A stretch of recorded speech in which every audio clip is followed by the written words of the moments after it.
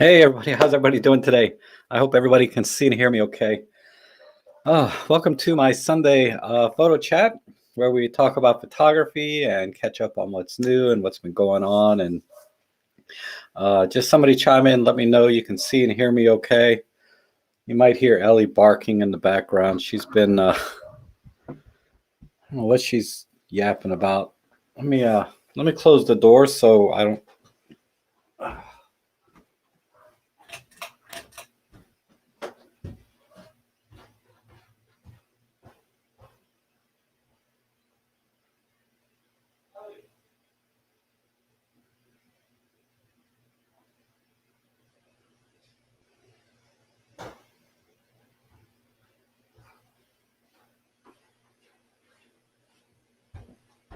It's always something.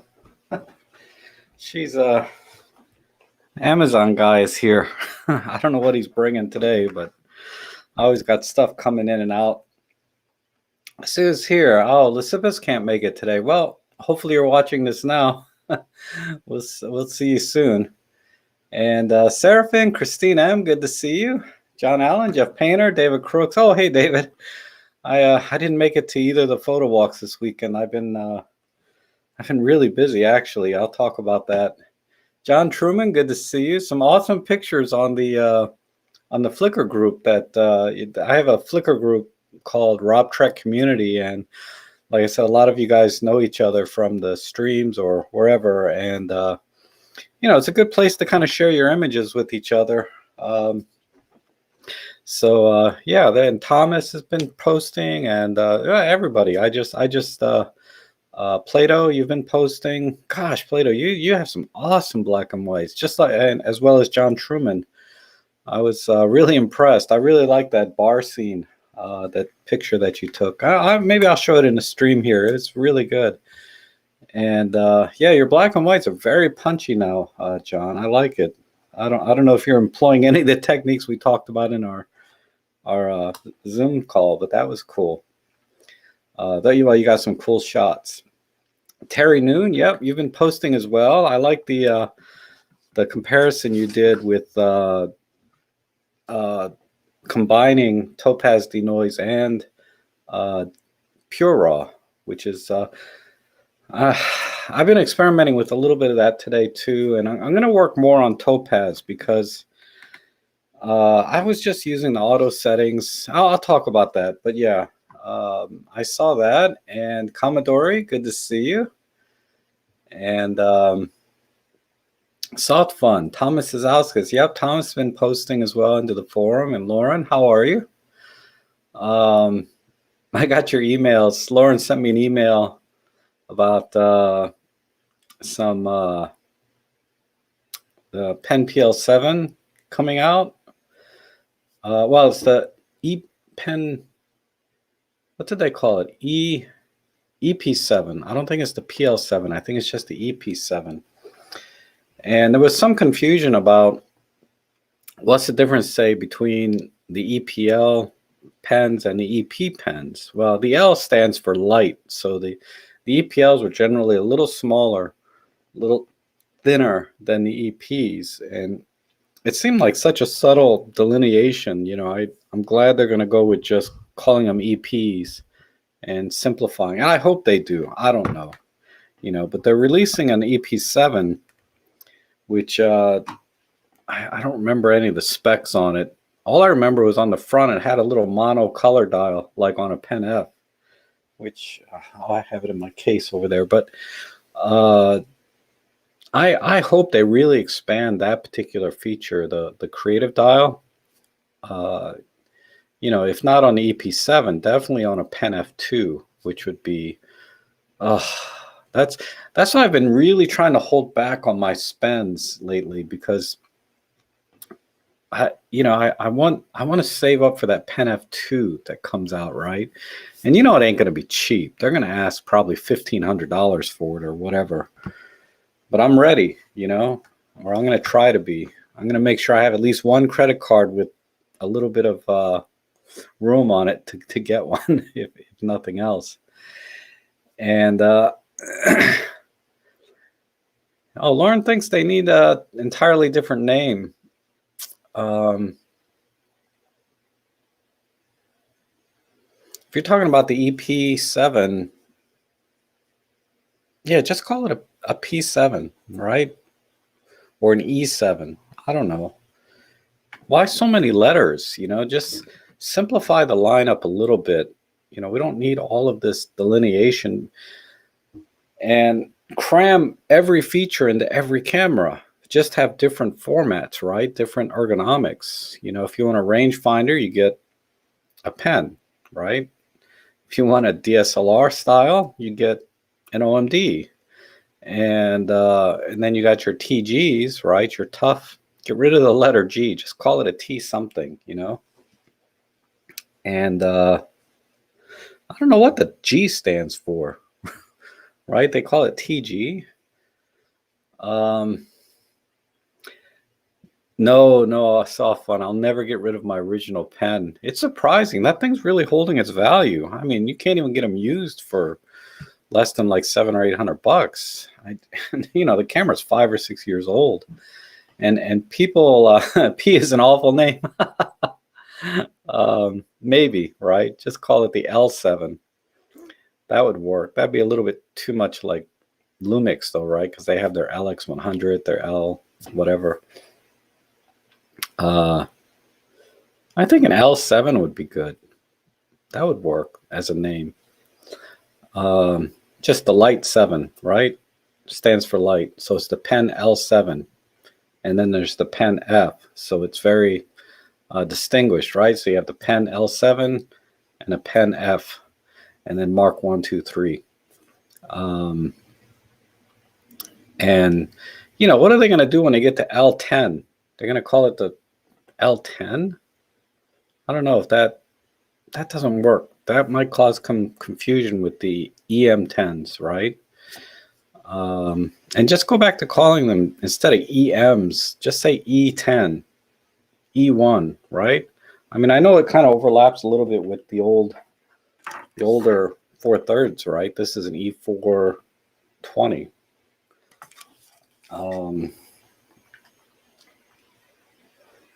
That's okay. I mean, nobody remembers those cameras, right?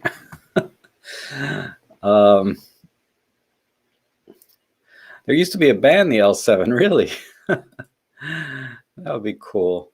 And Corna has an EP5, yeah. Is it? Those were great cameras. I mean, TG is for tough guy. That's funny. John Allen is asking FX. I don't know. That might be confusing with, because Nikon uses, well, I don't know. I've seen FX as full frame somewhere.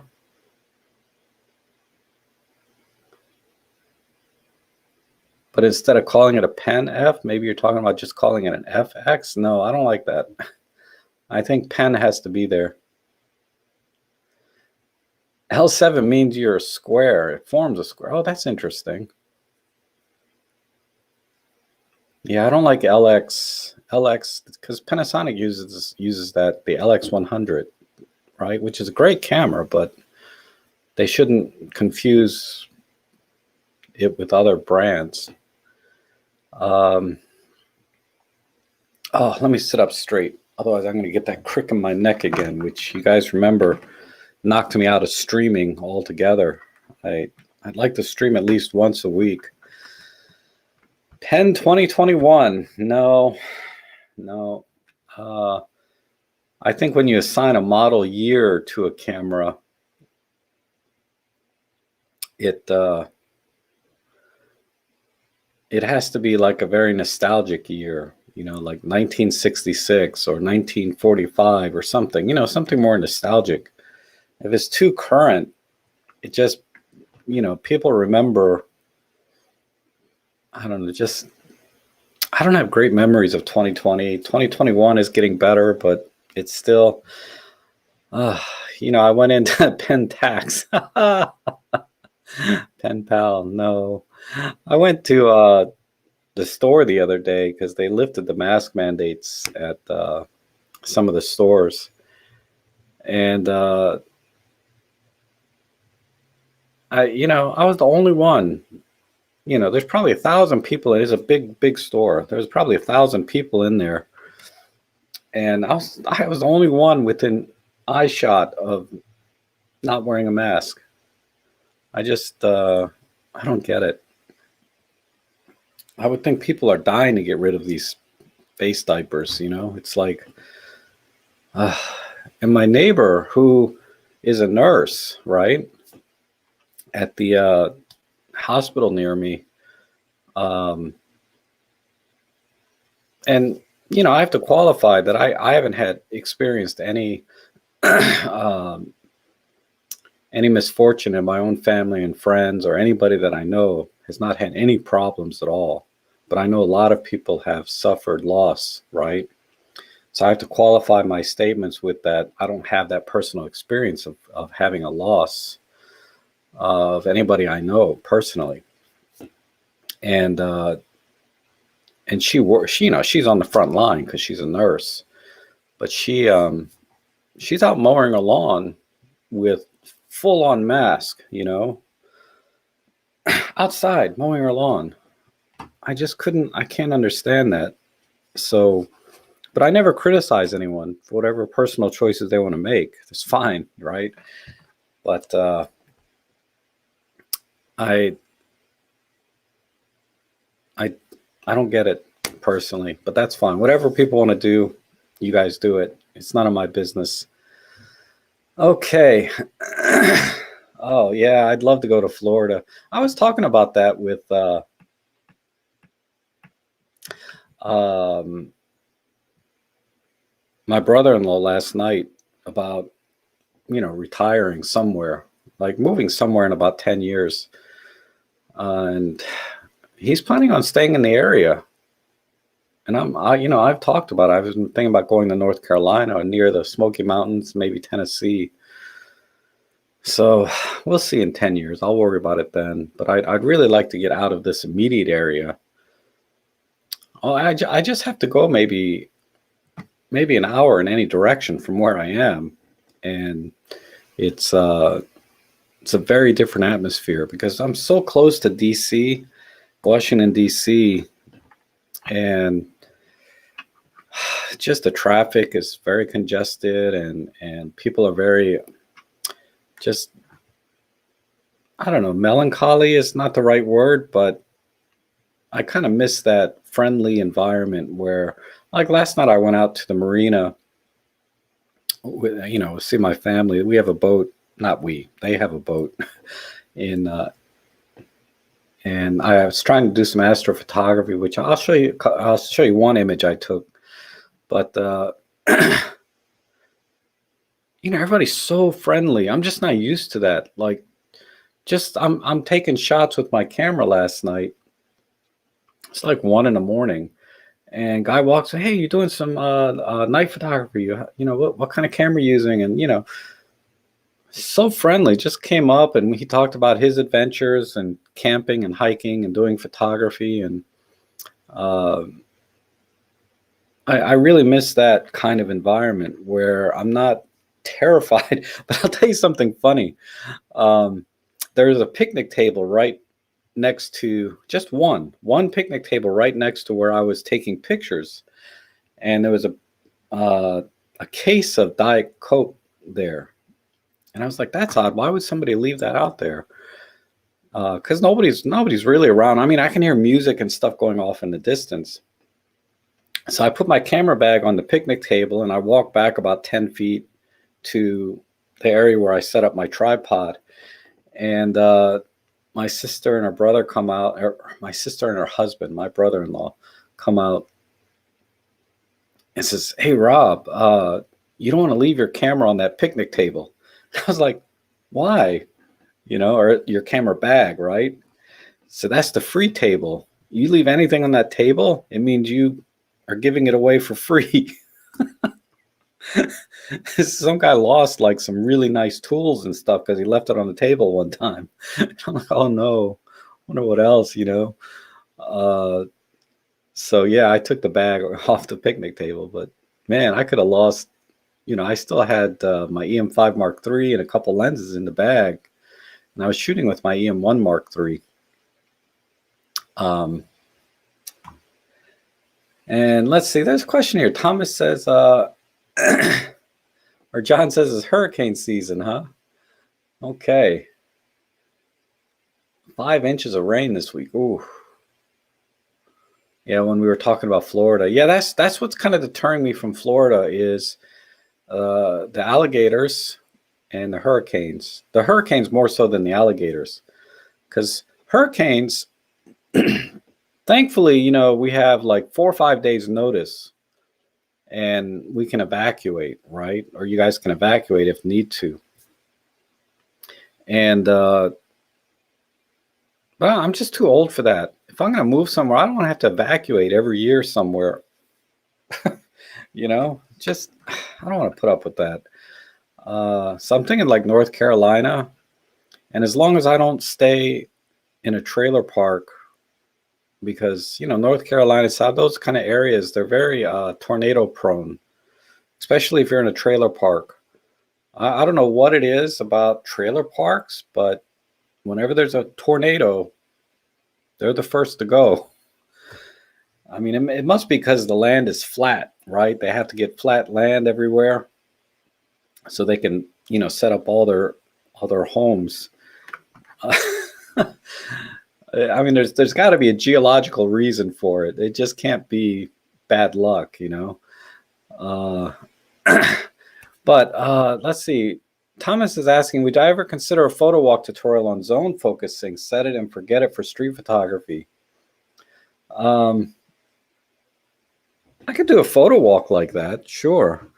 Just set the camera to f8, focus out about, you know, 10 or 12 feet, you know, about 3-4 meters, and maybe a 25 millimeter lens. I mean, that would be the whole tutorial right there, but then the rest would just be seeing the kind of shots I get. And it probably have to be in the daytime because f8's pretty high aperture.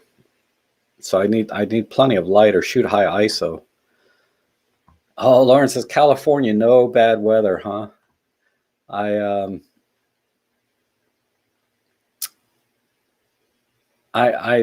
Yeah, earthquakes.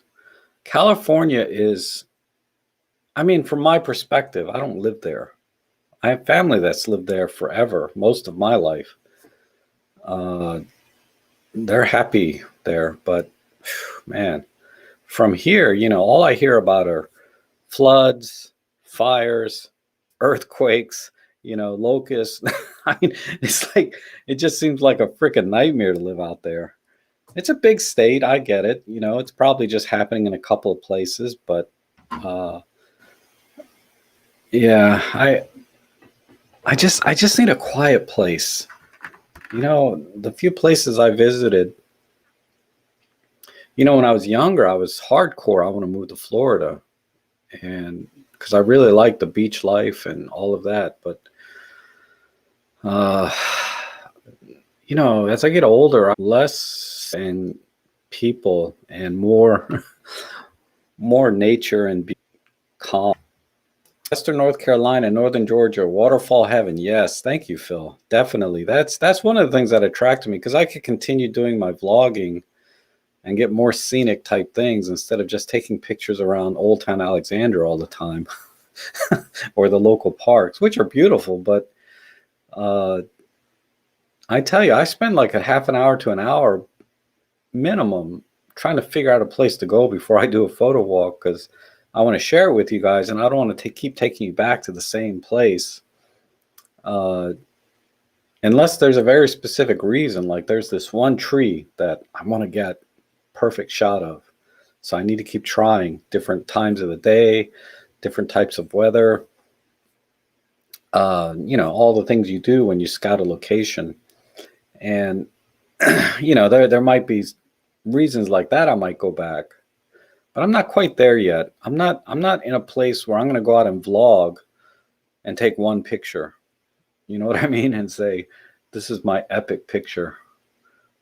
Because, you know, I love all the landscape channels where they do a lot of hiking and driving, and tons of B-roll, right, of their adventure, and then they take one picture. I can't do it. I'm just not there yet as a photographer. It doesn't make sense to me. You know, when I go on a photo walk, I'm very opportunistic, right? I want to take a picture of this. I want to take a picture of that. And it's in some ways, it's kind of amateurish, right? That you see beautiful things everywhere in nature and you just take a picture of it without giving too much thought. So when I go on the photo walks now, you'll notice I really try to think more out loud and try to be accountable for the images I take, in the sense that, why did I take this image? What did I see? What did I like about it? What did I not like about it? And how can I compose this that would be sort of pleasing, right, without doing too much editing? And you know, I really want to do more like that. And then eventually I think I'll get to a point to where I'll see a scene and I'll be like, this is something I need to come back at a different time and try again and try again and try again. And then maybe I'll get to that point where I do a vlog and it's one picture. But I'm just, and I said this in a vlog that I did 3 years ago, I think. I said, I'm just not there yet. And I'm still not. And it's 3 years later with tens of thousands of images. And I'm still, you know, and that's what's great about photography. It's a constant learning process, but it's also pastime to enjoy, and just really appreciate, you know, the things around you in life in general.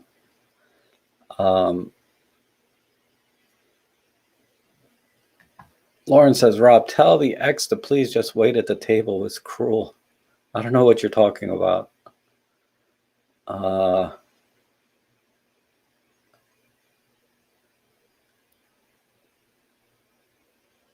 Seraphim says, that's like Blade Show yesterday. So many thousands of friendly, like-minded people. It was wonderful. Oh, I didn't see that. And Christine says, question in the round. I finally decided and ordered the EM13 body only new, reputable brick and mortar store here in Germany. Delivery time's 4 weeks. That an issue anywhere else? I seriously doubt it.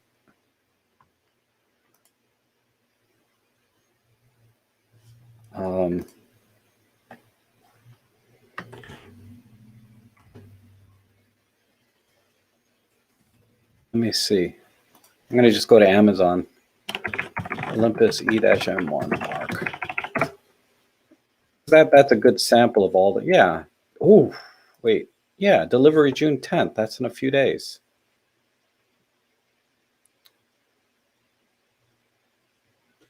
Let's see, number 2. So this guy, and then where are the other sellers at?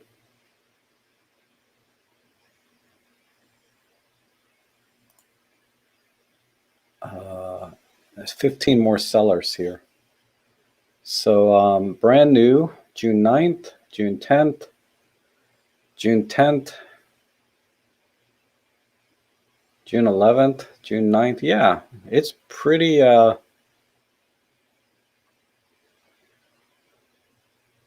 yeah, doesn't seem to be any shortage around here.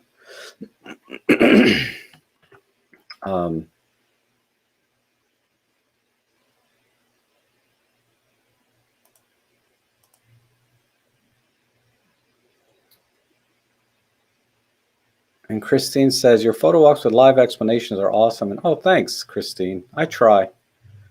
I'm gonna try and do some more. I probably won't be able to publish them next week because I'm actually going to a wedding in North Carolina. So it'll give me a chance to really explore a little bit too.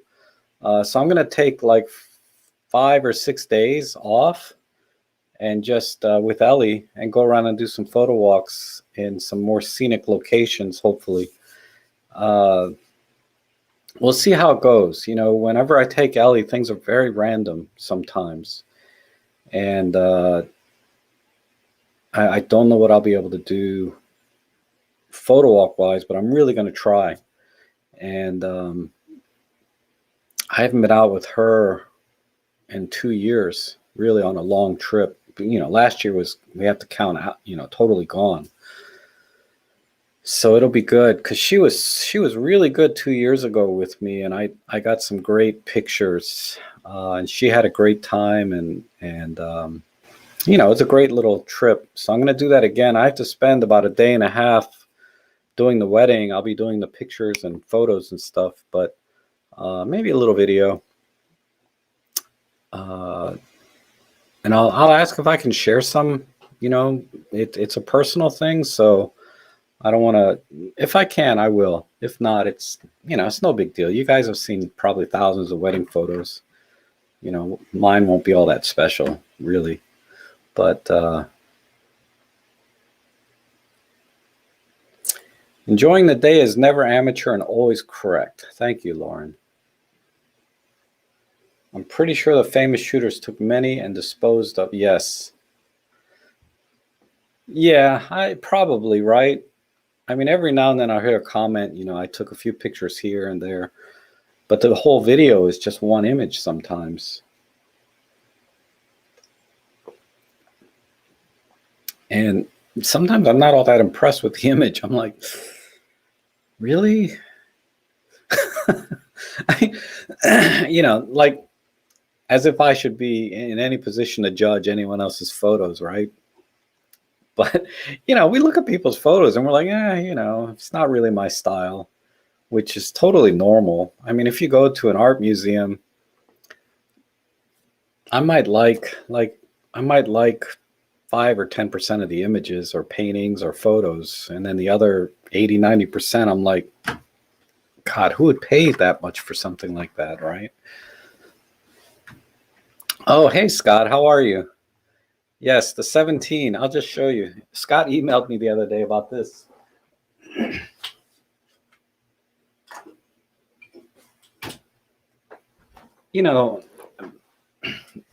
I don't know who told him this, but the typical, this is a problem with a lot of people, especially salespeople, but people that think they know it all, right? And they'll just say something that probably 80% of the time is true, but they don't really know for sure. But they'll say it with authority, like, yeah, this is how it is. But they don't really know, right? And I have to be very careful that I don't do that with, especially you guys, right? Because I'll get called out like this, right? Because somebody knows for a fact, right? So I have to be very careful how I word things. I don't intentionally try to be like a know-it-all or pretend to know things. But sometimes I'll say something and it's like, it may come out in a way like it's an absolute answer. But anyway, Scott's question was about the 17 millimeter lens. And he was asking me, does it have a focus clutch? And it does. So, just you can see that it does. And it's got some lettering in there. I feel like every YouTuber online that tries to focus on something in the front. I hate this. I hate all these thumbnails where people are like, showing whatever the object is, and they're kind of in the background. Maddie did a thumbnail like that. I wanted to call him out on it, but I like Maddie too much, so I'll let it go. But this is the most stupid thumbnail ever. People holding things like this,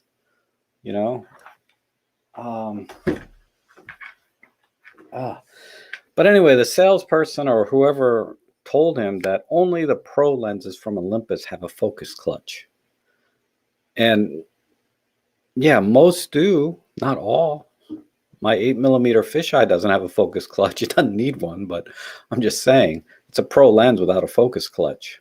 So even a statement like only the pro lenses have a focus clutch is false, right? And to say that in two ways, some pro lenses don't have a focus clutch and some non-pro lenses do have a focus clutch, the 12mm, the 17mm, just off the top of my head. And the 8mm fisheye, no focus clutch. But But there you go, Scott. That's a visual confirmation of your question, because I emailed you back and I said, yes, it does have a focus clutch, right? And oh my goodness, I see Rick Bear. How you doing, Rick? Good to see you. Hopefully you and Mags are doing okay. And Marco, oh, I'm sorry, I didn't see you come in. How you doing? You and I are so much alike, Rob, that that's one of the biggest pet peeves. I hate when people speak with authority when they're really, yeah, I know, right? And you're in a field that, well, I guess it doesn't matter what the field is, but you know what you're doing and what you're talking about, and know your limits, right? Of what you can and cannot say about a subject. Um, I mean, there's things that I feel I have a very good understanding of. You know, like when we talked about sensors with Ben last week in the live stream, I have a pretty good understanding, but I don't have the, you know, I'm not an engineer, right? I can't talk about micro lenses on the top of a sensor and the Bayer array and say with any confidence, this is true, this is not true, right? And how that contributes to color science. But when someone explains it to me, I can understand it. Whereas like you know, if I, you know, try to explain this to my mom, for example, is, you know, there's a huge learning curve from her knowing what a sensor is to begin with to understanding the details of sensor design. So if somebody talks to me about sensor design, I can kind of get a grip on it. But I'm not going to come onto a live stream and talk about sensor tech with you guys, because it's just not something I have a lot of confidence in explaining well. That's why I brought Ben from the Narrowband channel in, because he does have a very good understanding of what the sensor tech is, what it's for, what the different pieces are. And I'm sorry, I got to scratch my back. I saw another interesting video about why we itch on YouTube. YouTube has everything.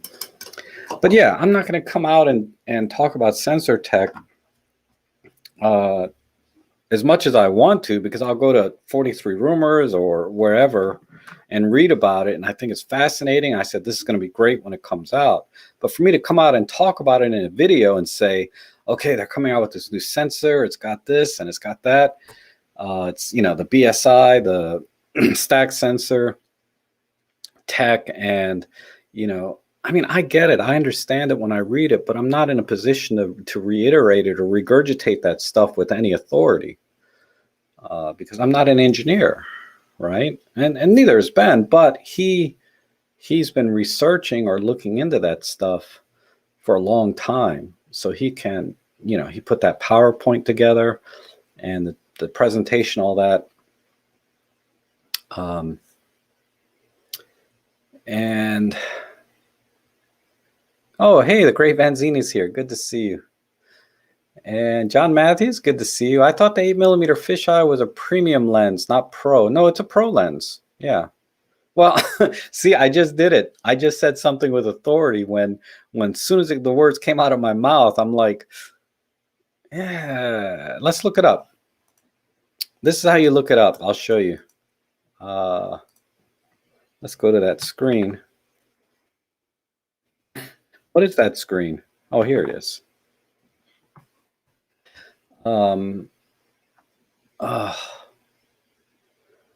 They changed the site. Hold on. Let me find the site real quick without showing off every bookmark I have. I gotta have some privacy. Where is it? Photo.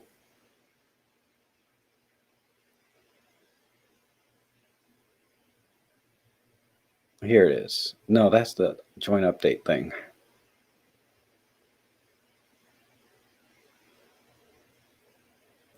Here it is. Okay.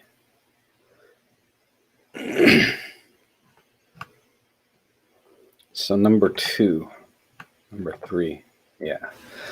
So it's called 4-thirds.org. This is like the official lens database. And we'll go to OM Digital Solutions. Wow, they've updated this site quite a bit. Now it's a search engine. Oh, that's interesting. They didn't have it set up like this before. I haven't been to this page in a while. Yeah, that's the 7 to 14. Here it is. 8mm 1.8 fisheye Pro. So, and I think the I think the main thing that makes a pro lens, you know, is the weather sealing, right? And then the optics. So if you see weather sealing, odds are it's a pro lens. But not necessarily, right? Because my 14 to 150 is weather sealed and it's not a pro lens. So there's exceptions, right? But rule of thumb, if you see a weather sealed lens, it's probably a pro lens, but not necessarily. All right. But yeah, check that site out. It has a lot of great specs on there about focusing distance, focus ring size, magnification if you're interested in close-up photography, and you know, size, weight, all of that stuff. All very useful information if you're looking for something very, very specific. Like, I would love to have a 7 to 14 f2.8 Pro lens, but then when I saw the specs, I'm like, ooh, that's kind of a big, heavy butt lens, you know, for what I do. So I just use my fisheye lens or my 7 to 14 Panasonic f4.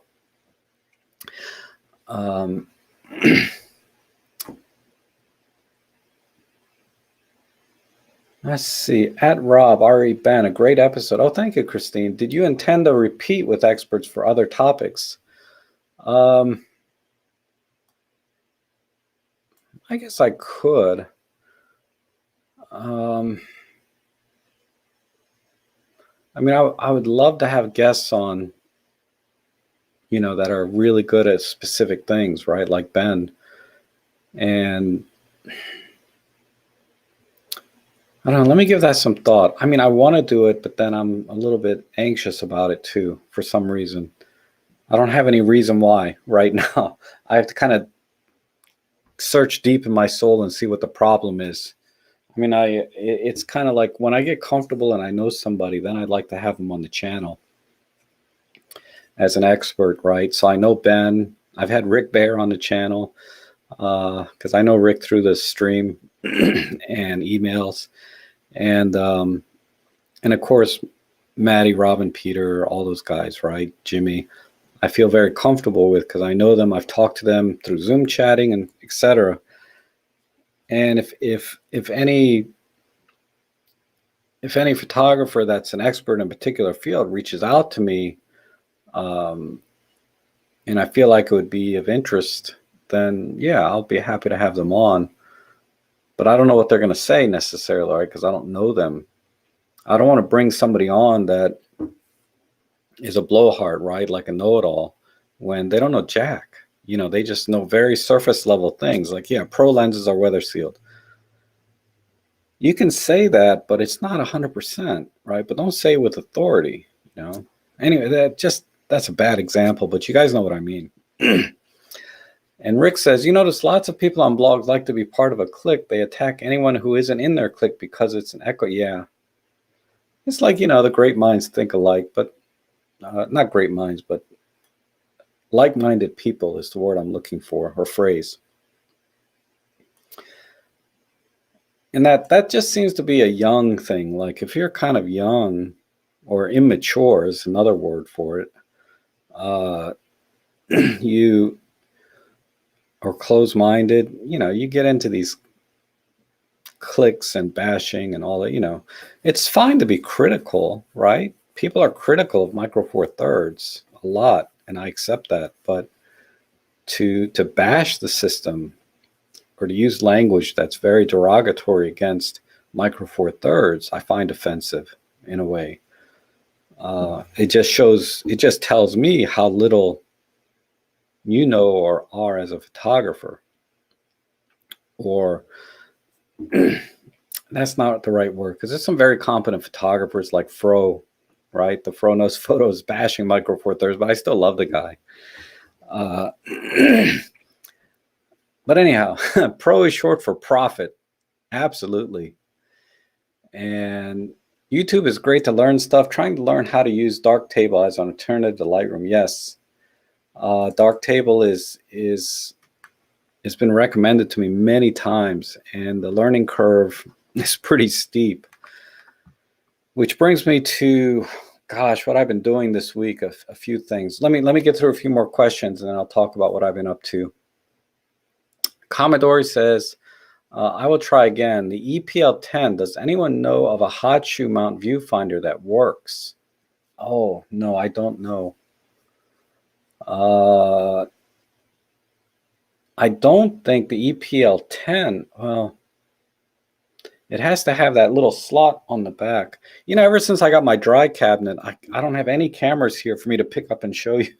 They're all sitting over in my cabinet now.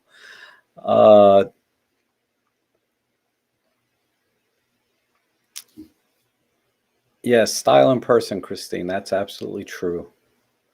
And do you rate the 8mm fisheye? Wally's asking, do I rate the 8mm fisheye? Have you done a review of it? I've talked about the lens. I wouldn't call it a review. I have a few videos on it. And it's an excellent lens. That's all I can say. It's amazing. Tack sharp, very fast with the f1.8. Fairly compact, lightweight, you know. I mean, it's not a compact lens as far as fisheyes go, because fisheyes are usually pancakes, right? But overall, as a lens, it's not bad. And John has said, is Jimmy Red 35 ill? I have not seen.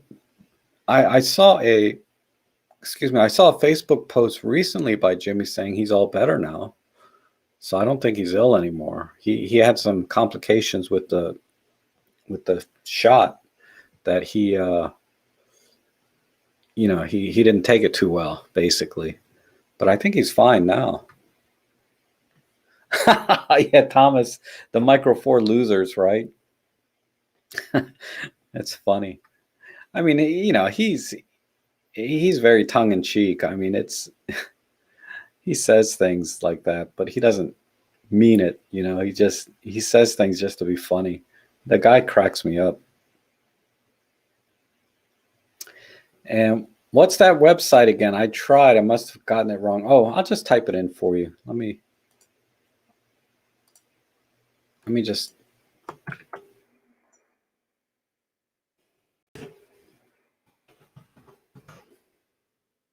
Okay, here's the that's the site for all the lenses.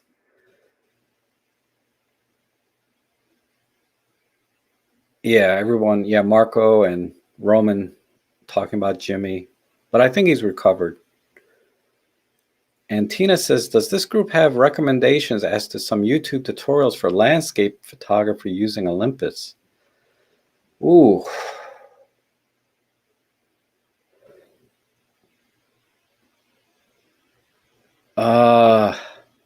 Dang it. I know I've watched some photographers that do landscape, but I haven't watched their channels in a few months. And they were smaller channels at the time. They might be huge now. Yeah, E6 Vlogs, definitely he does. Derek Force, yes, he's good. But there's another guy somebody recommended to me. He's definitely a Micro Four Thirds shooter. And he does landscapes. And you need as many channels to look at as possible, and then you find one that works for you, right? Somebody that talks to you and you understand them. Because there's some channels I watch and I'm like, they're great channels. I'm not criticizing them, but they're not right for me. Their communication style just rubs me the wrong way sometimes. And it's not them, it's me, right? It's me. It's definitely, you know, it's my inability to expand my mind a little bit sometimes. to understand what they're trying to say without getting irritated. Let me look on my subscriptions real quick. When I go through my subscriptions, I'll probably find them. Go to my channel.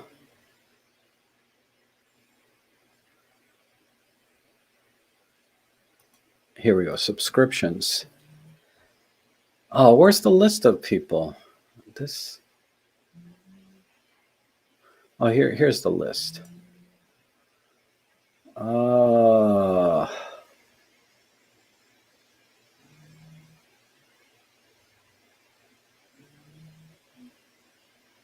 mean, any landscape photography channel will do, but you were asking specifically about people that do landscape with Olympus. I think it's this guy. Yeah, here you go.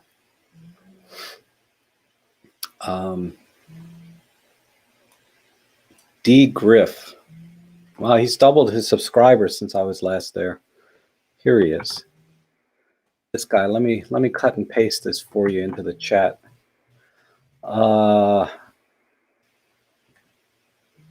Let's see. Landscape photography. Landscape. Yeah, this guy. He does. I think he has an EM1 Mark II. Well, EM1. I don't know which one. Yeah, EM1 Mark II, according to this video. And what's his latest videos? Is he posting pretty regular? Yeah, 2 weeks, 1 month, 1 month, 2 months. So he's posting 1 or 2 videos a month, and he's got a pretty good variety and selection here. So let me paste this to my chat for you.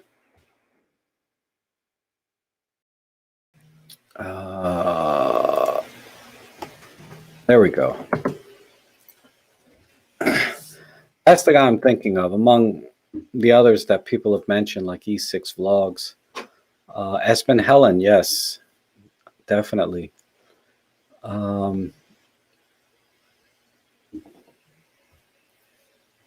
Peter Baumgartner, yeah, Baumgartner. Sorry, I haven't watched him in a long time. Let me pull his channel up real quick.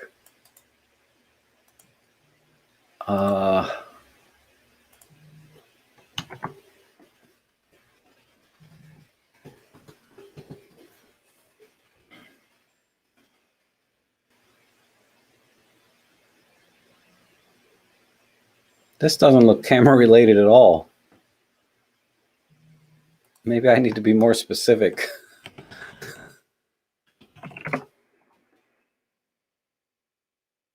Oh, here we go.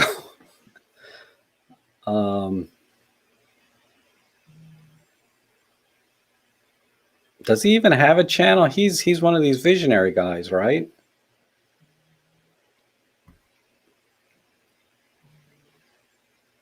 He does astrophotography. Contest with Peter Baumgarten. Oh, it's Baumgarten, not Gartner.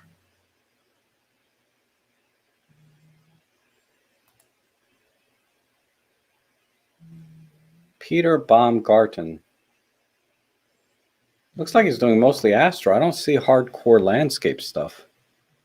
Well, anyway, well, that stream's about astro, so what else is he going to be talking about?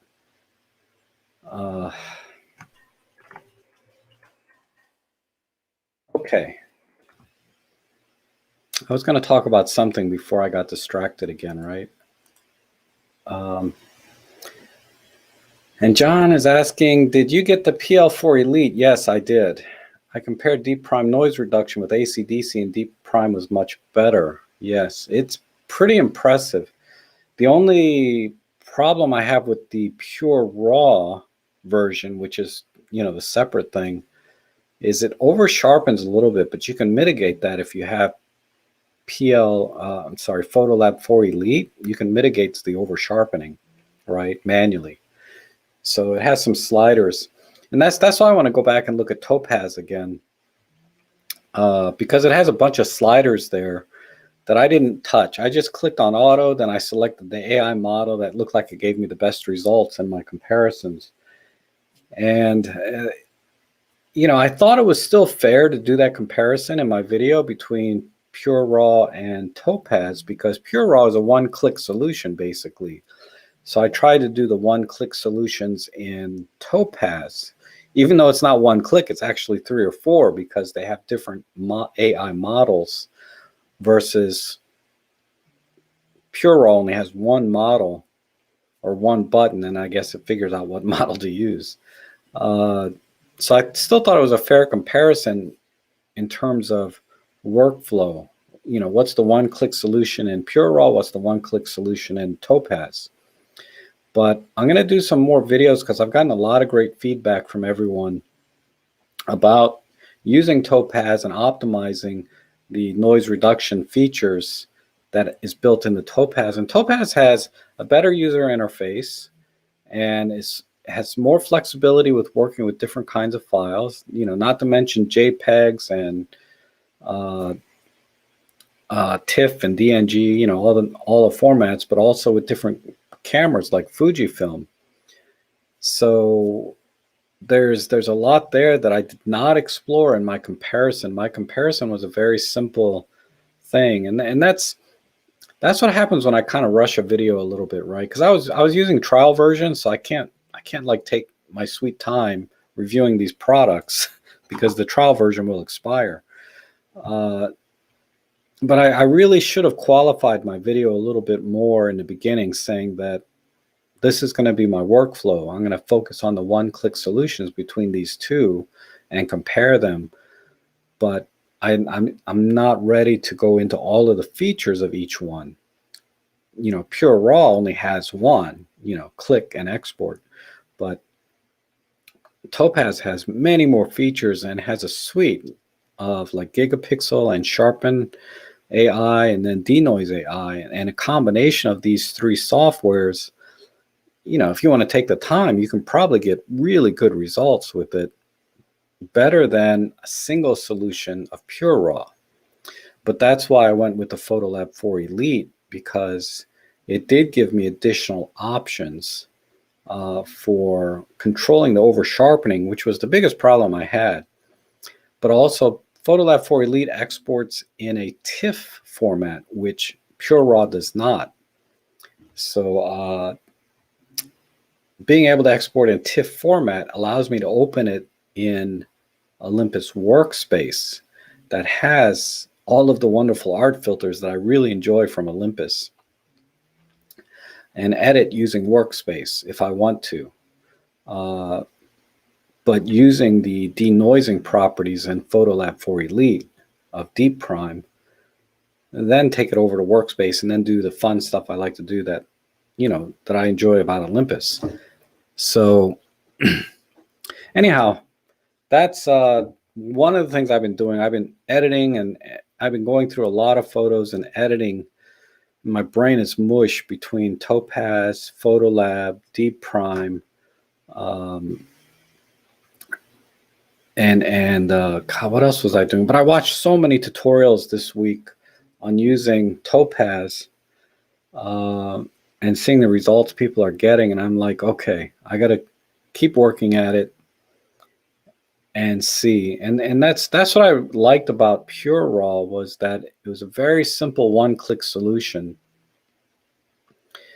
But when you have something like that, it's very limited too, right? So there's always pluses and minuses.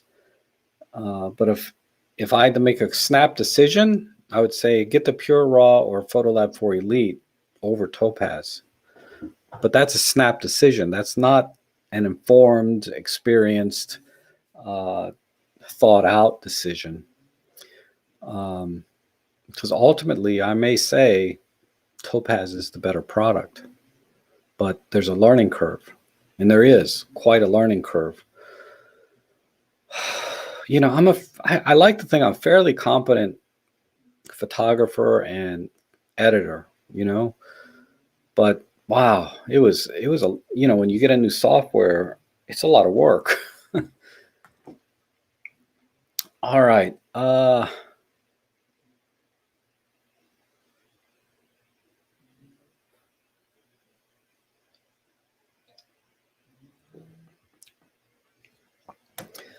Tony says, I'm with Robin Wong on the noise issue. I forget what his position is. All I know is I do remember watching a video of Robin Wong where he shot he did a photo job. I think it was a singer or some kind of performance, band, and he shot a lot of higher ISO images. But in that video, what he did, which I don't see it too often, is he actually put the settings that the camera used to take the shot. And I say it that way because if he was shooting in full manual, then he chose all the settings. But if he was shooting in aperture priority or something, he didn't necessarily choose those settings. But he definitely used or got the settings done correct. The settings were correct. A lot of the settings are not settings the cameras would automatically choose. So it's very clear to me that he was manipulating the settings to suit the scene and get the shot that he wanted. Whether he was doing it through exposure comp or shooting full manual, however he did it, every shot that he took, the settings that he showed for that shot were very much in line with how I would have shot the scene with those settings. And I can't think of really, at the time, I couldn't think of anything I would have done differently in terms of settings for the shot that he took. And then of course the results were excellent. So that showed me that, which we already all knew, right? That he's a very competent photographer.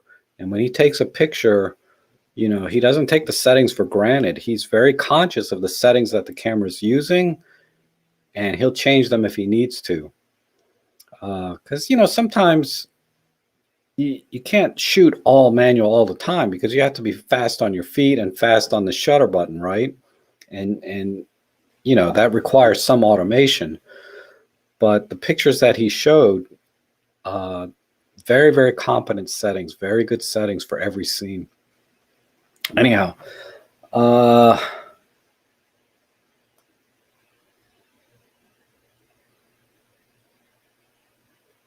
thank you, Darko. I appreciate that.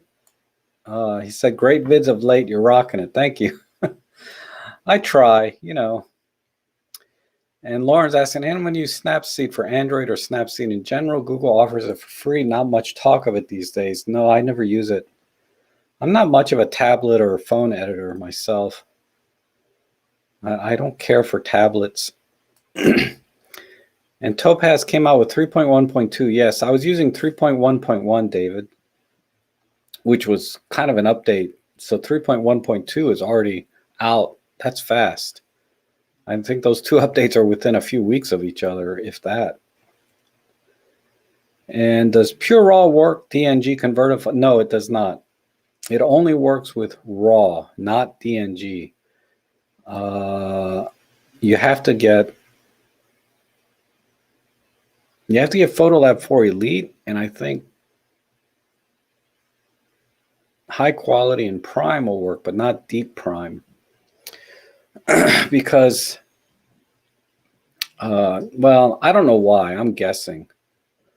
But when you have the original raw image, all of the data, the lens used, the camera used, which should be in the DNG file as well, but there might be some additional data there that Pure RAW uses to denoise the image that may or may not be in the DNG file, may have been stripped away, even though it may be able to collect that data and save it. For whatever reason, it may have been stripped away when in a conversion process. So, yeah, the short answer is no. It doesn't work with DNG files.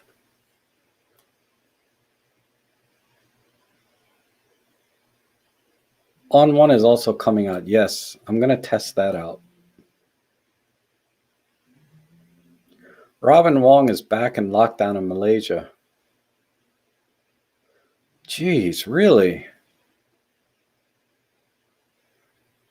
I was looking at stats in Malaysia. They have pretty good, statistically, they're doing pretty well. So, I mean, I think even better than the US, and we're opening up quite a bit now on paper. In practice, people are still very, very cautious, but in on paper, we're very open now. Some places are not, but for the most part, people are more forgiving of noise in black and white as in more retro look. I just don't have the patience for doing editing, which takes more than a few minutes. Yes.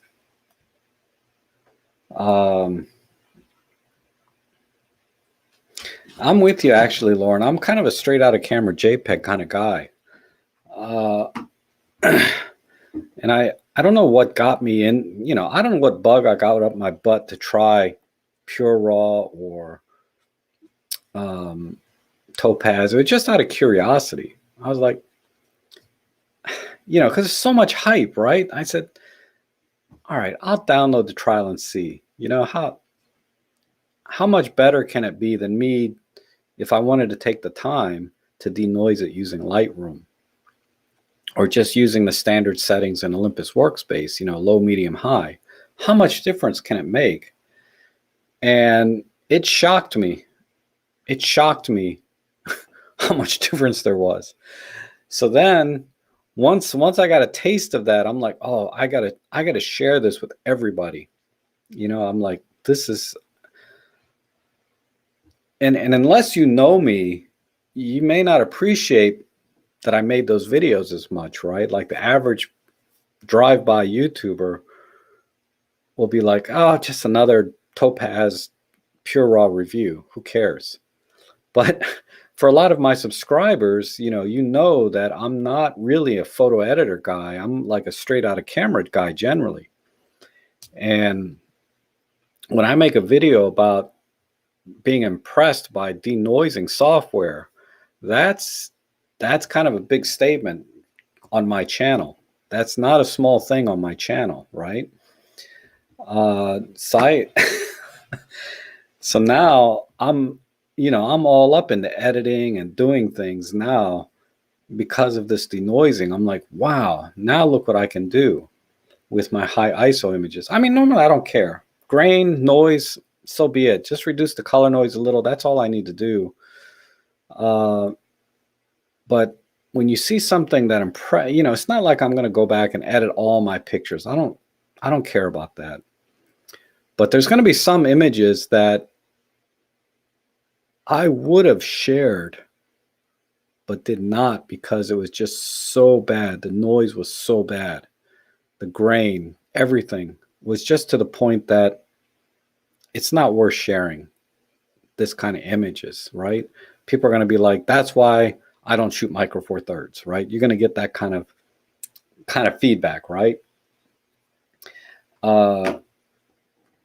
But there's definitely some images now that either in the past that I've taken or pictures that I will take in the future that I'm not going to hesitate to do because I know I have the option to do this deep prime denoising or maybe Topaz. We'll see.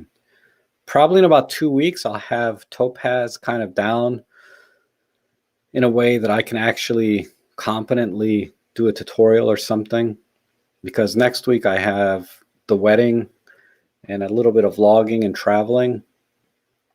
But after that, I'll be knee deep, waist deep in Topaz and all of the features.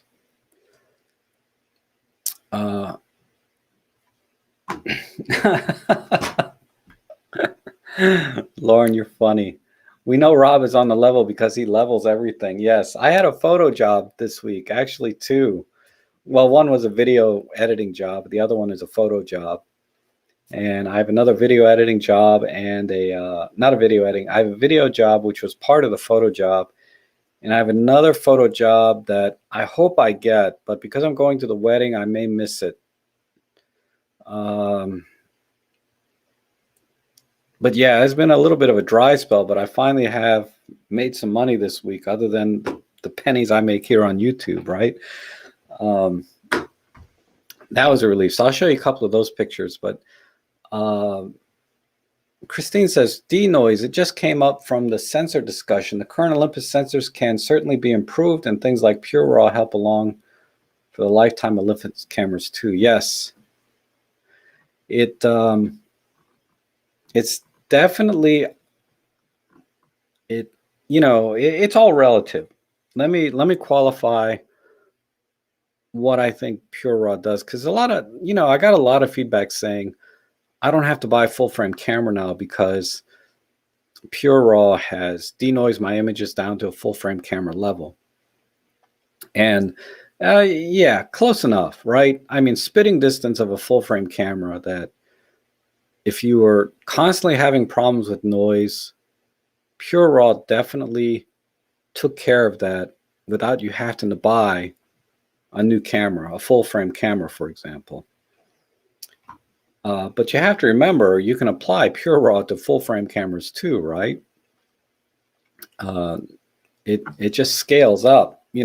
I did Pure Raw on a 200,000 ISO image, and it's like eye popping, with my Panasonic S5, which is a low light monster, and my D750. I did some pretty high ISO images on those cameras, and I tested Pure Raw on them, and they were, so when you scale that across, it's like, okay, well, yeah, it's extended my ability to shoot at higher ISOs with my Micro Four Thirds, but does that mean I shouldn't buy a full frame camera or find something that performs better in low light?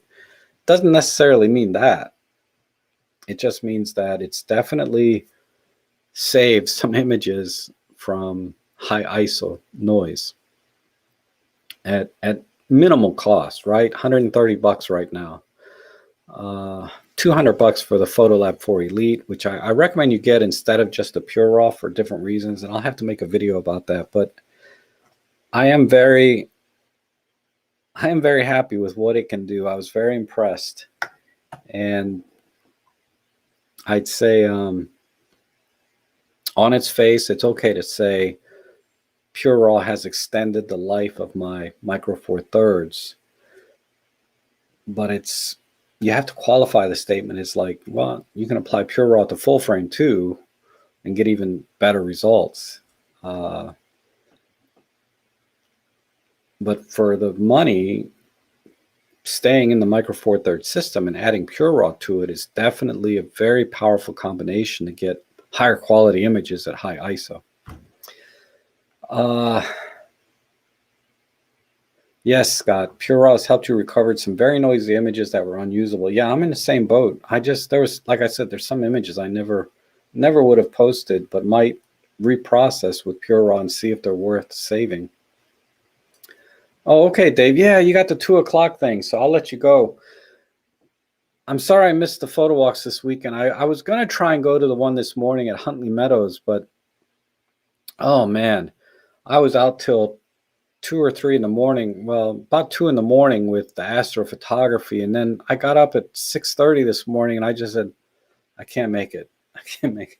I was going to try, but and next week I'll be out of town, so I'm not going to make it to next week's photo walks. David Crook runs the local photography club here that I go to. But after that, I should be back. Should be able to come back for the photo walks.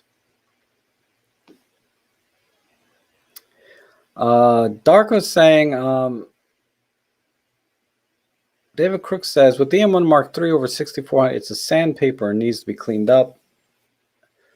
My Canon 5D is pretty noisy. Of course, it's an old Canon. How many times do you shoot over 6400? For specific photo walks, a lot. Because I do night street photography. And my Pen F, you can set the auto ISO to go up to 25,000. So if we look at my last photo walk where I started in the daytime and ended up in the evening night, let me just pick the raw images,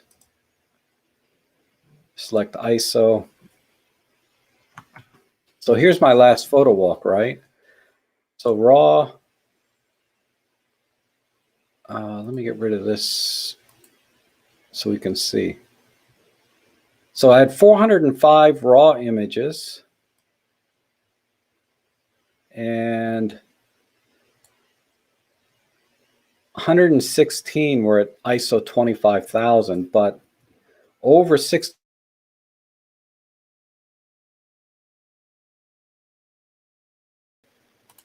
Whoops, sorry, I don't know how that happened. How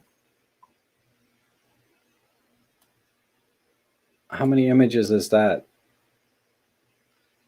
Let me add a column.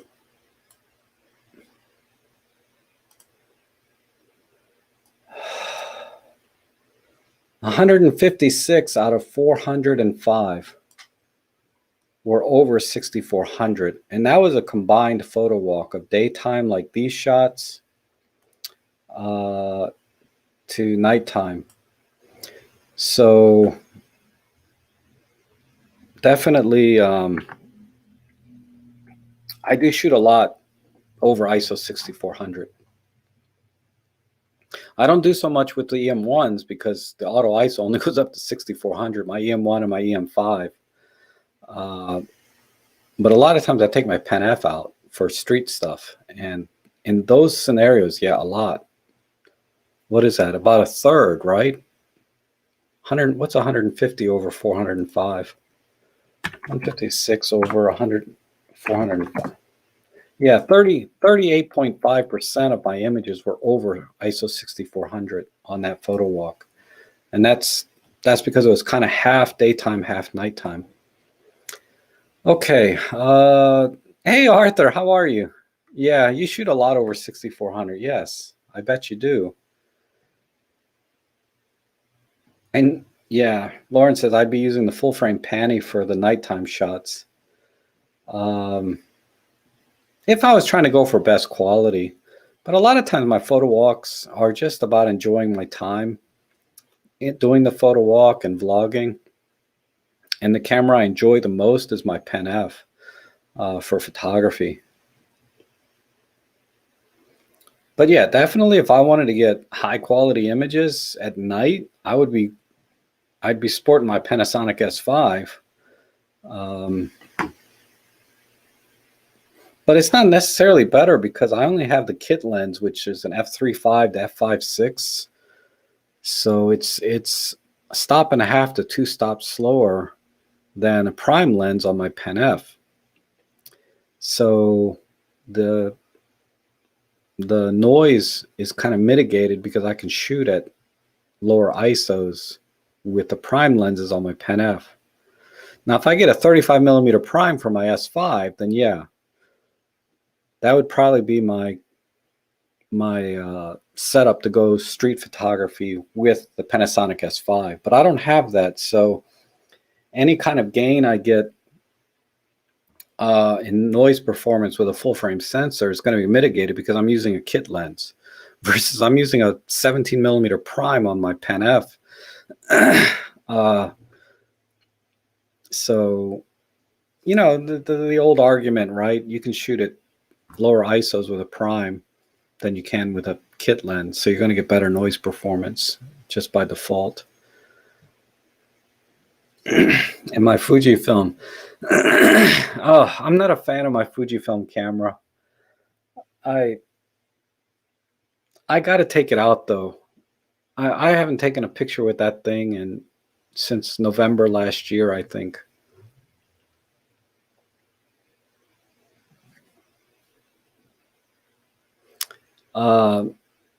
Yes, Lauren, my images will probably still look better even with the kit lens because I think the noise performance is better than 2 stops difference than Micro Four Thirds on the S5. It's probably closer to 3 stops.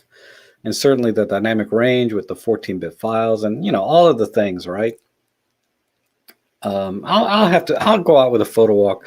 I'll bring my Panasonic with me to the wedding, and that'll be my backup camera, right? But I'll probably use my EM1 Mark III for most of the wedding shots, and then the S5 maybe for some video.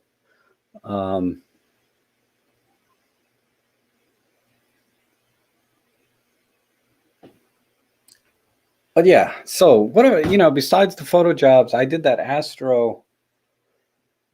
Make sure I got all the questions. Oh, David. Okay. I thought that was just for testing of the software on your Instagram. There was not many photos that high. That's true. A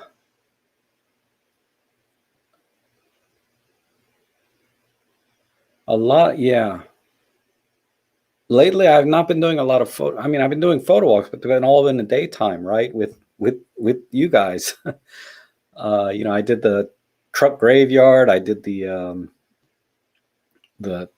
different botanical gardens. That's all daytime stuff. But now that the weather's warmed up, I'm going to start doing my night street photography again, and definitely you're going to see some more high ISO images on my Instagram and my vlogging.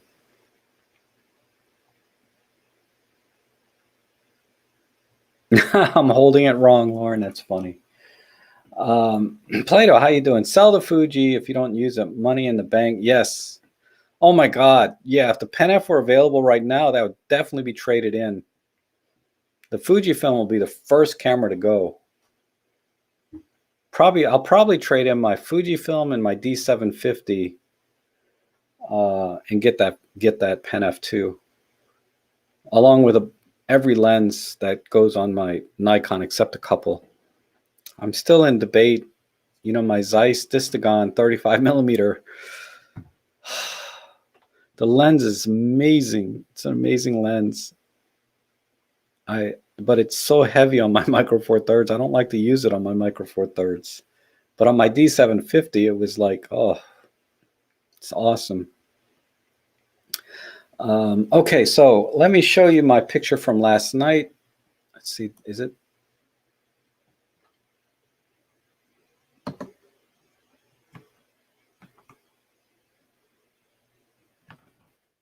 Yeah, this one. This is at the marina, and I processed this with Deep Prime and Photolab 4 Elite. And I tried to process this in Lightroom, but of course it didn't do as good a job on the noise. But it may be hard to see, but the Milky Way is right here. If I post this on Instagram or when I post this on my Flickr, I'm going to edit this some more. Hopefully, I'm going to try and bring out this Milky Way over here. This was only about 1 a.m., I think, in the morning. So the Milky Way hadn't quite made its way into the frame yet. And of course, there's all this light pollution. So the Milky Way is still kind of buried in this light pollution down here. But it actually, and I couldn't even see it with the naked eye at all. The Milky Way, the sky was just, black with a bunch of stars, but I couldn't see the Milky Way. So, but I knew it was there because I was using the Stellarium app on my phone, and I just pointed up, and it would be like, yeah, the Milky Way is right there. It's right there. So I just put my camera and tried to frame it in a way that the Milky Way would kind of come over like a rainbow over the boats, but it was too early.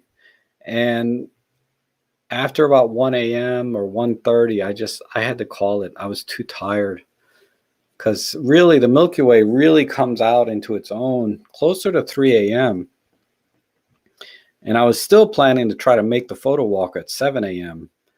at that time. So I was like, if I don't leave now, I'll never make the photo walk. I have no chance. And if I stay up and continue to try to do astrophotography, I'm going to make a lot of mistakes because I'm just too tired. But I did get one shot. So when I'm done editing this, I'll post it on my Flickr.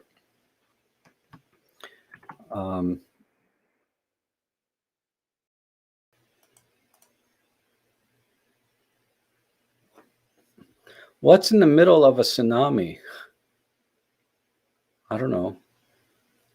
And Darko says, I use my XE3 Fuji at ISO 8000, no problem with my 35 f1 or 1.4. Yeah. Yeah, I mean, the Fuji is really an excellent camera. I'm not knocking the camera at all. I just don't use it because I always grab my Olympus when I go out. I'm ergonomically, I'm so used to the Olympus camera, where the dials and buttons are, where everything is in the menu. So when I go out, I don't have to think or make, and the Fuji, I'm just not quite there yet because I never take it out. And I did shoot side by side the Fuji with my Olympus on a few photo walks that are on my channel. And it did a better job, but it wasn't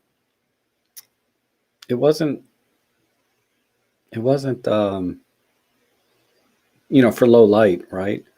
But it didn't how can I explain this?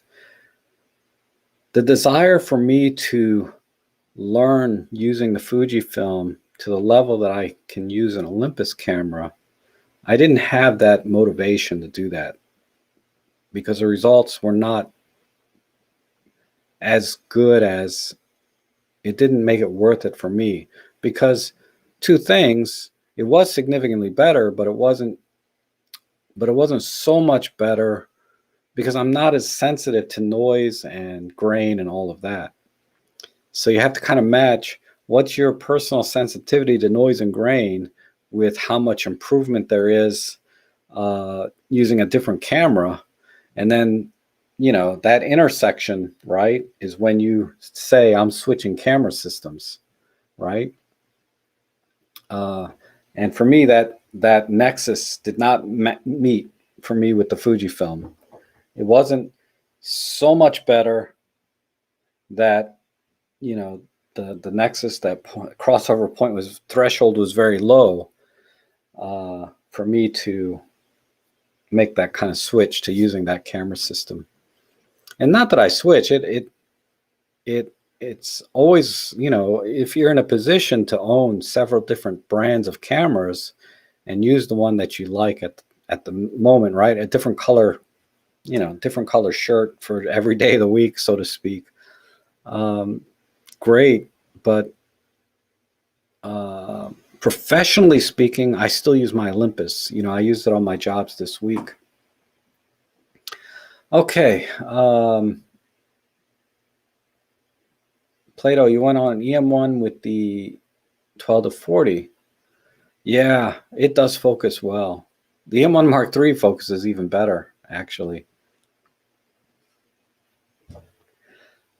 Yeah, it's just, you're right, Darko. I'm an Olympus guru. I mean, that's a strong word, but I'm definitely more comfortable with Olympus, and I'm ready to go when I pick up an Olympus to start shooting. Whereas the Fuji, I'd probably have to sit down for about an hour before I went out to do a photo walk to refamiliarize myself with the buttons, the dials, configure the camera in a way that, I like, and then know where, figure out where everything is in the menu that I might need to get to while I'm in the field. And then when I get on the field with the camera, I'm still going to be a little bit clumsy because I don't have a lot of field time with the camera.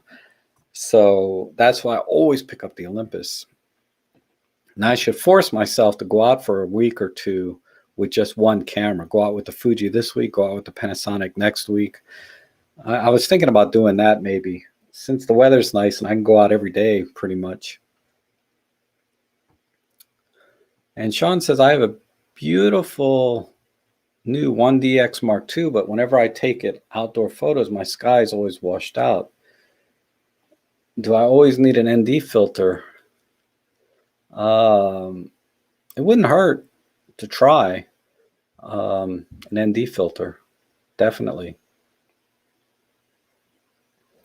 I mean, for me, when you say washed out, is it blown out in terms of dynamic range, or is it just washed out because of the haze and everything that an ND filter would? I'm sorry. ND filters are for cutting exposure, right? I was thinking polarizer. A polarizer might help, which is effectively a 1 or 2 stop ND filter. So try polarizer and see if that will help. If you're always getting washed out skies, try a polarizer first, which is effectively 1 or 2 stops of ND, and I think it'll make a big difference.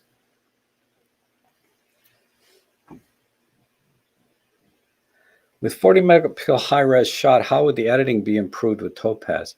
I've tried the high-res shots. You have to use the RAWs, so they're either 50 or 80 megapixels, depending on the camera. It does deep prime on the high-res images, but I don't have any examples. But that's definitely going to be part of my next video testing, is working with high-res images. And there's 2 digital Fujifilm worlds. There's that of the X-Trans and the Bayer sensors. The X-Trans sensors are really better.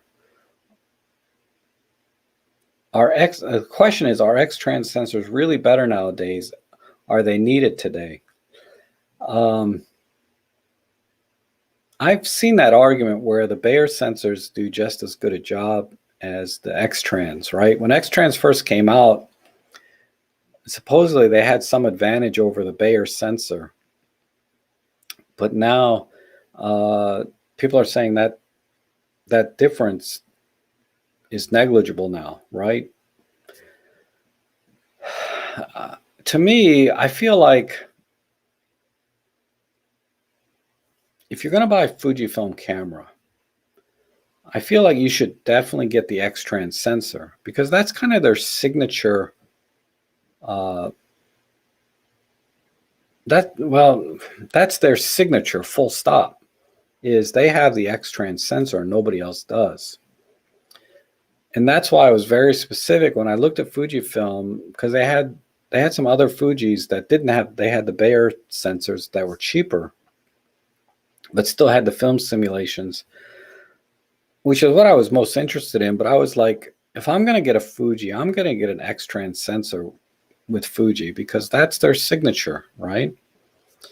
And I feel like if I got a Bayer pattern Fujifilm and then use the in-camera film simulations, it's going to look different than if I'd used the film simulations with the X-Trans sensor. And I guarantee in a blind test, I would never be able to tell the difference if this was shot with a Bayer sensor, this was shot with an X-Trans sensor. But sometimes for me, cameras are about, what are they, purchases are about what are they known for, versus buying something for pragmatic reasons. This has better performance, or this is cheaper with the same performance and all the features, whatever other metrics there are for making a purchase. My purchase decisions really have a lot of nostalgia involved sometimes, and looking for what makes that camera special. So like if somebody's buying a camera from Olympus, they have a full line. So the question is, what's your budget? What are you looking to do? Yada, yada, right? All the camera buying decisions that you would give to somebody thinking about buying their first camera are going to be much like what Lauren brought up. Is there any point to buying the X-Trans sensor versus a Bayer sensor from Fujifilm? I think for somebody just buying a camera system starting out, there's no difference. You can get either one. But as an enthusiast and somebody that owns several cameras, I try to look for things that make that camera unique. So it'd be extremely rare for me to recommend the Pen F to somebody that's starting out with, depending on their needs. It'd be hard for me to recommend that camera because it's very expensive for what it can do. But if you're thinking about a second camera and you enjoy straight out of camera JPEGs and things like that, I'd be like, you got to get the Pen F. You will love it. You know what I mean? And that's why I bought an X-Trans sensor from Fuji, even though there are other options, Bayer options from Fuji. Like the S10 I think I would much prefer the S10 over the XT30 personally, from a very pragmatic way. And I think the S10 is still an X-Trans sensor, so that's a bad example. But that's my point is when I buy a camera now, I'm looking for something deeper, like a deeper reason to buy it, other than the very pragmatic choices of performance or features, things like that. You know, Olympus by default for me already has that established. So if Olympus comes out with a new camera that I need or want, I'll probably buy it because that first level for me wanting a camera is done because I'm a fanboy. You know, I just love Olympus. Anything they do is wonderful. You know, rainbows and unicorns. I'm fine, right? So I'm very biased. But when I look at other brands like Fujifilm, I'm like, I'm not buying a Fujifilm unless it's an X-Trans sensor. You know, performance and features be damned. Fujifilm's known for their X-Trans sensor. That's why I'm going to buy it. Even though, like I said, in a blind test, I would not be able to tell a difference. I may even say the Bayer sensor looks better. Who knows? But that's not why I'm buying a Fujifilm. Just like, you know, the Pentax cameras. If I buy a Pentax camera, if I had an unlimited budget, I would buy so many cameras. But I'd be looking for, you know, like something unique about Pentax. Like I really like their little, you know, oh God, the name escapes me. I was just looking at the freaking thing on eBay. But it's that little compact interchangeable lens camera. I think it's the Pentax Q. You know, I would love to get that. I would love it. You know, it's got the tiny lenses, tiny little sensor, you know, interchangeable, and it's a lot of features that I'm like, this is great. You know, it'd be so much fun. Even though on a pragmatic level, there are definitely superior cameras to that, right? With more features and things. But I would buy a Pentax Q because I really like how unique that camera is. Anyway, that's a lot of dribble for talking about Bayer versus X-Trans. But I would agree in the statement that it's probably not much difference anymore, if any. And Lauren says this. I'm sorry, Billy Bob Barbell. Oh, I like that, man. That just rolls off the tongue. I like that name. Anyone like me reduce their viewing on YouTube photography channels? Almost every video nowadays starts with 7 tips. Fill in the blank. Quite tiresome after a while. Those channels are chasing the YouTube algorithm, right? Because there's certain statistics that and advice that that people that, you know, there are channels out there that help you optimize your YouTube channel, right? So if you're going to start a YouTube channel, you're going to watch how to get your first 1,000 subscribers, 7 tips to get your first, 1,000 subscribers, and on and on and on, right? And then they categorize these tips to improve your channel, get subscribers, retain subscribers, you know, how to make money, all that stuff. You know, you can create listicles, you know, but, you know, when you see 5 tips, 7 tips, those are what they call listicles, right? It's a list of things. And statistically, those are very popular, right? According to these YouTube gurus that tell you how to get subscribers and new subscribers and grow your channel. But there's several different types of videos and that's why, like, if you look at my channel, you could probably count on one hand 5 maybe, right? Videos that say 5 tips to this or 5 things. Like listicles, I'm not a big listicle fan. That said, when I do videos that are listicles, they do generally pretty well.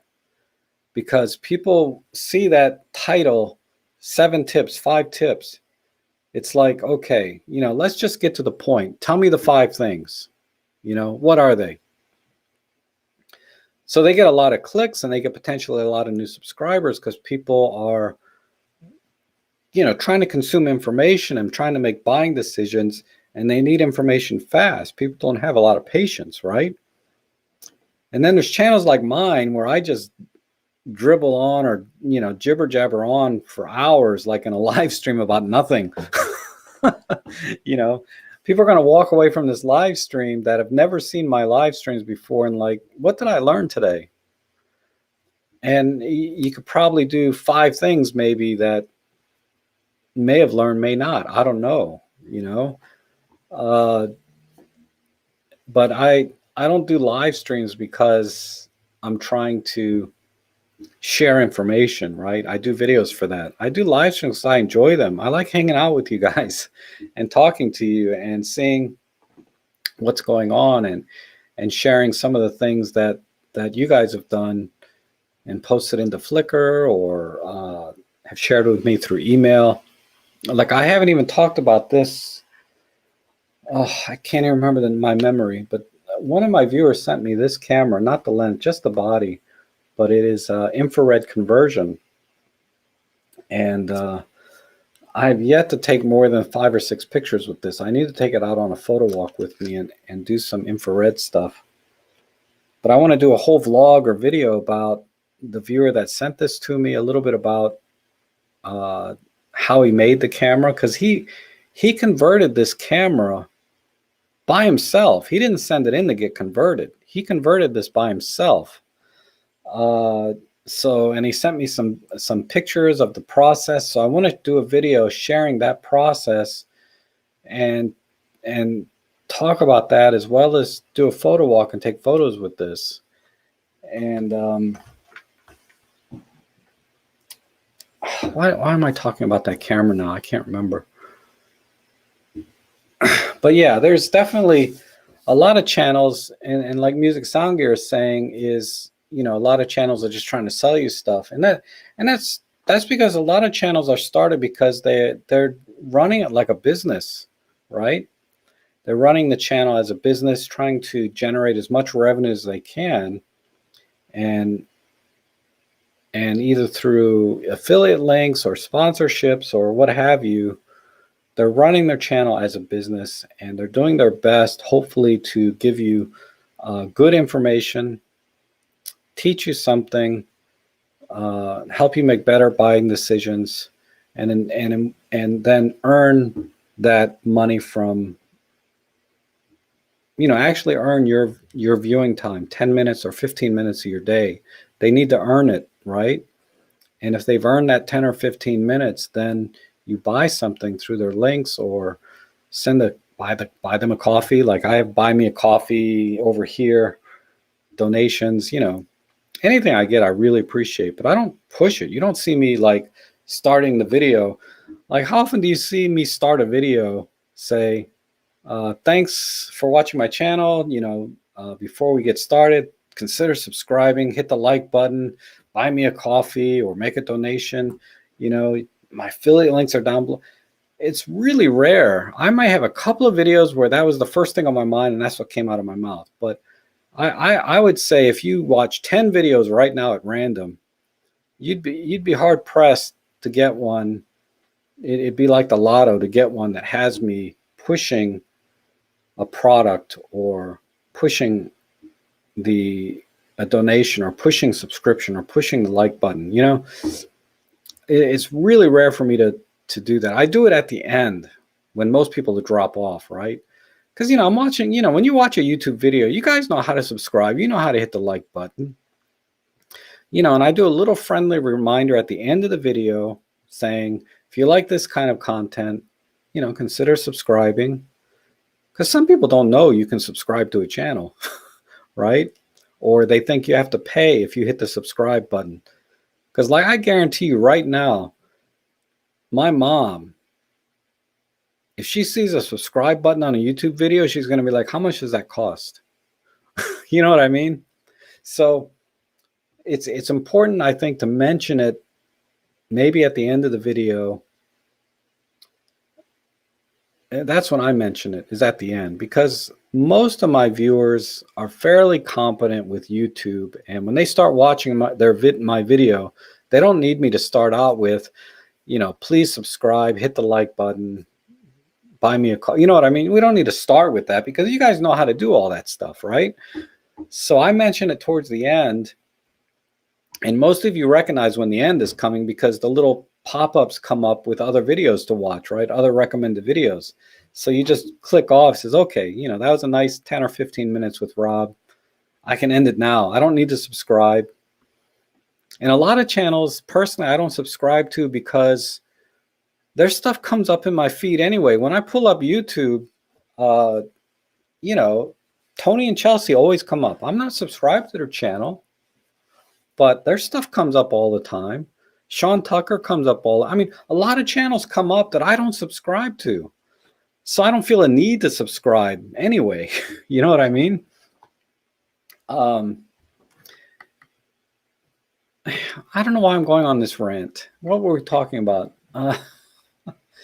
Thank you, Richard. Your channel is nice, Rob. You're not chasing numbers, makes for a more relaxed view. Yeah, exactly. I mean, there's some people that are definitely chasing the algorithm, going for making it a business, and they want it to be, and I don't criticize that at all.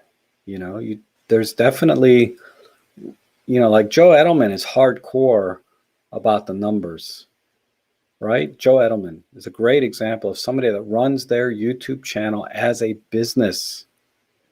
He doesn't have time for BS like I do, right? That I jibber jabber I could jibber jabber all day about nothing, right, on my channel. Joe would never do that.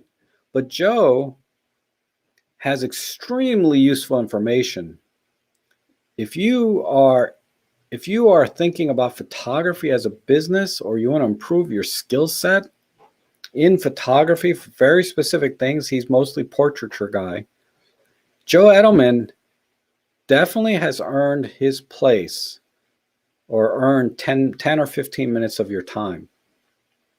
He will earn it. He works hard to earn your 10 or 15 minutes. He doesn't take it for granted, right?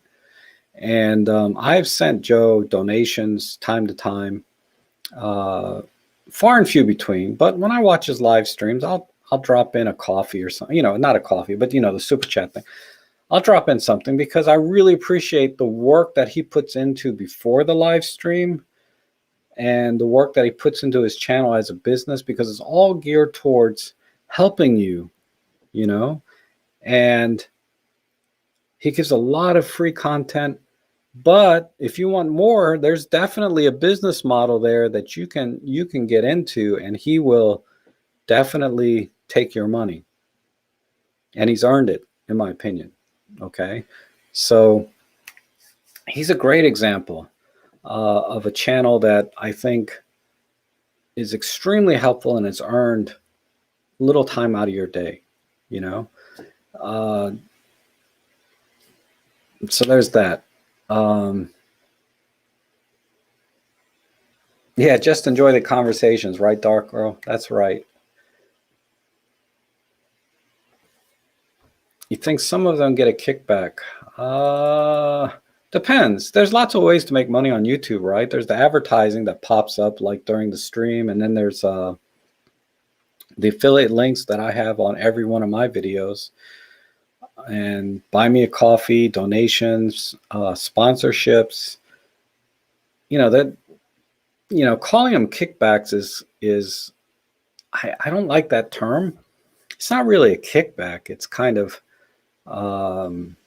it's you get a commission, right? I think commission is a much kinder word to use than kickback. And I have to say, I have mixed feelings about when I do I'm going to be doing a lot of Photolab 4 Elite videos, tutorials.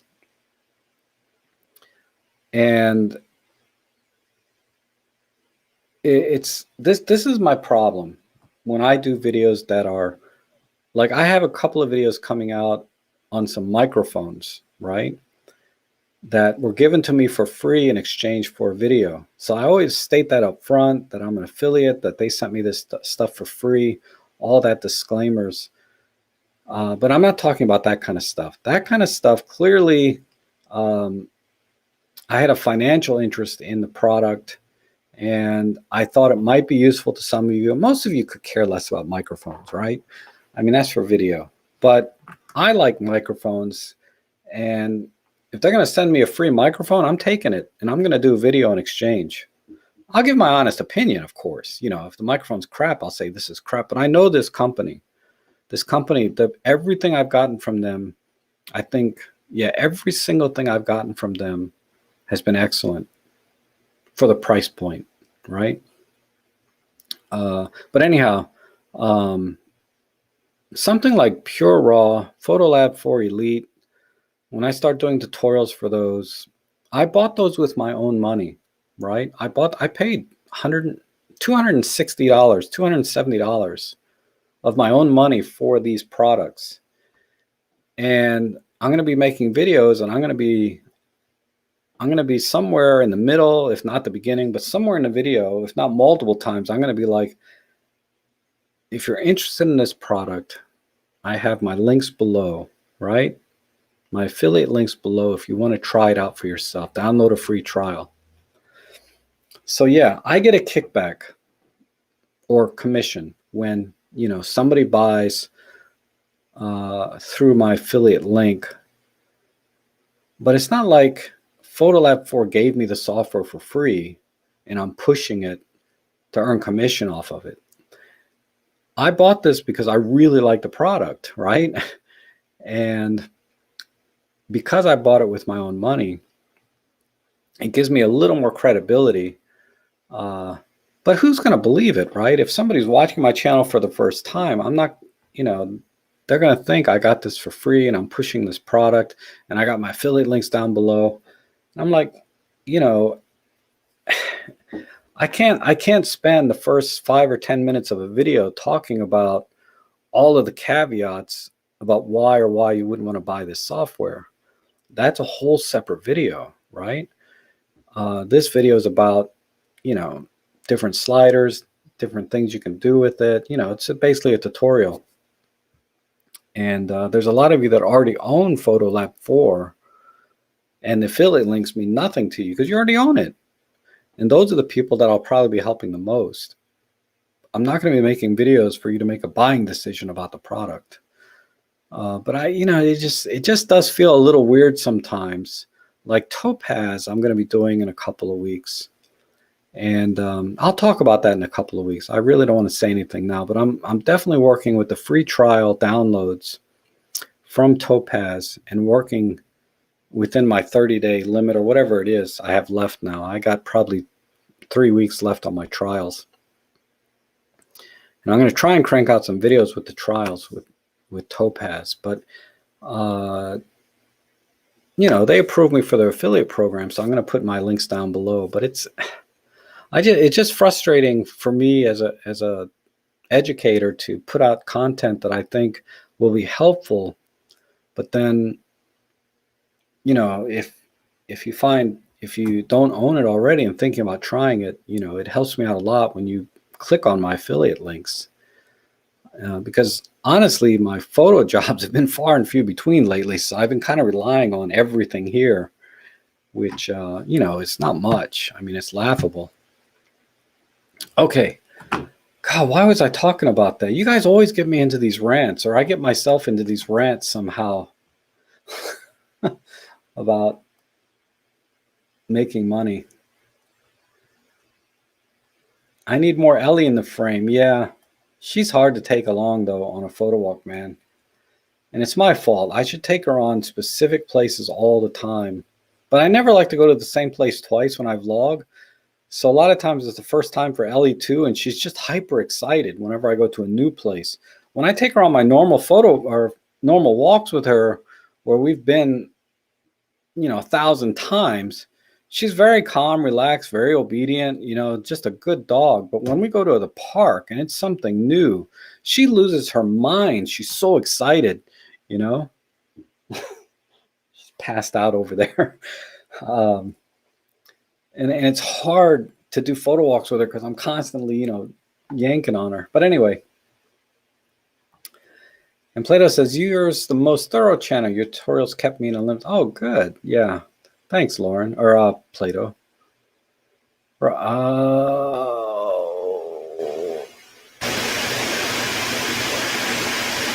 Real. Thank you, Darko. No fluff on my channel. I try not to. And Music Sound Gears watches Rob Trek and Steve Onion. I keep saying Onion.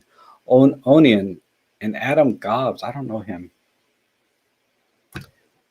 Yeah, Steve is awesome. Steve has an awesome channel. And Rory had a question. EM5 Mark II, can I have back button focus and AEL on separate buttons? No. Oh, wait.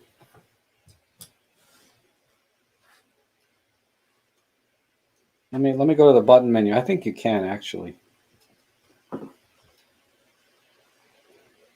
I got my EM5 right here, actually, Mark II. Let me just double check. So function button 1, AEL. Let me change function button. Am I in movie mode? That's why. All right. Let me get out of movie mode. Make sure you're in a photo mode before you start programming your buttons. Button function button 2, I can assign to AEL.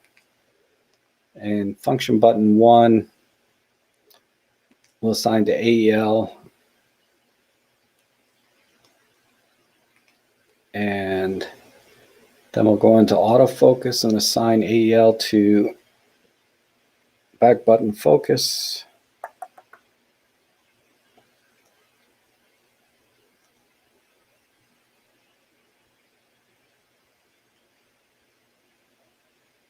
All right, this is the way to do it. On the EM5 Mark II, let me plug it in so you can see. I don't even know if you're still here, Rory, but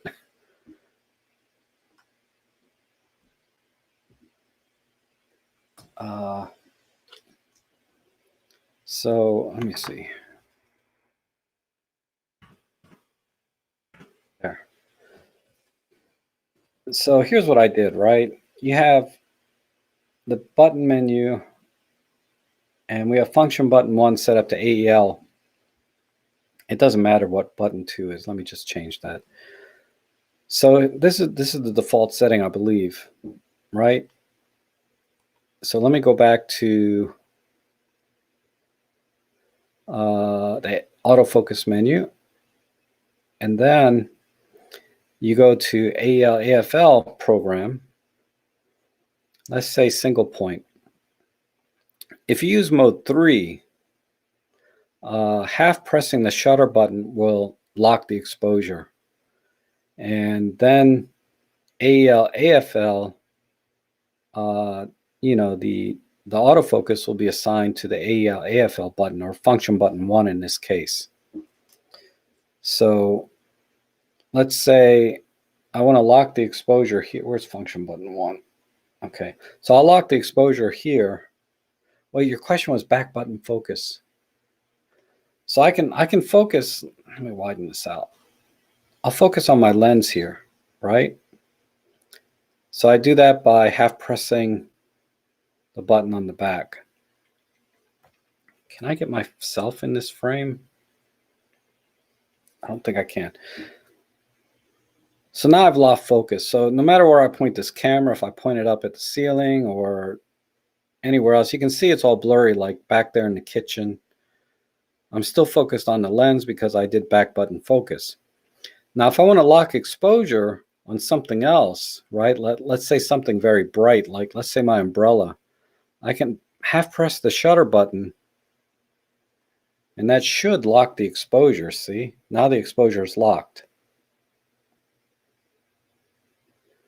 So again, back button focus. Let's say I back button focus on my dry cabinet. But I want to lock the exposure on something very dark. I can half press the shutter button here. Now I've locked the exposure. And you can see now this is overexposed, or I can lock the exposure on my umbrella, and I can go back to my dry cabinet, which is hard to see, but it's still in focus because I already did the back button focus. So that is, Rory, that's the only way I know how to do it on the M5 Mark II. I hope that makes sense. So you put the AEL AFL button in mode 3, and that's how you do it. You have pressed the shutter button for the AEL, but you use the back function button 1 as the focus. Oh, how come I'm not on the screen? There we go.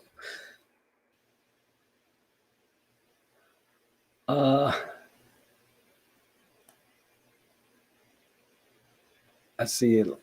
Love a good rant. You're a good guy. Thank you, Plato. I would love to see Steve. Yeah, Steve never reached out to me, John. I know you gave him my email, but he's never reached out to me.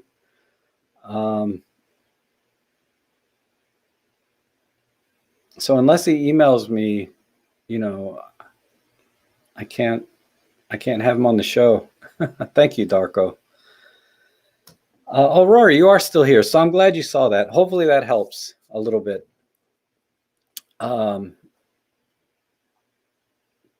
Mega says, would be cool if Pure Raw was customized to work well with low light portrait retouching.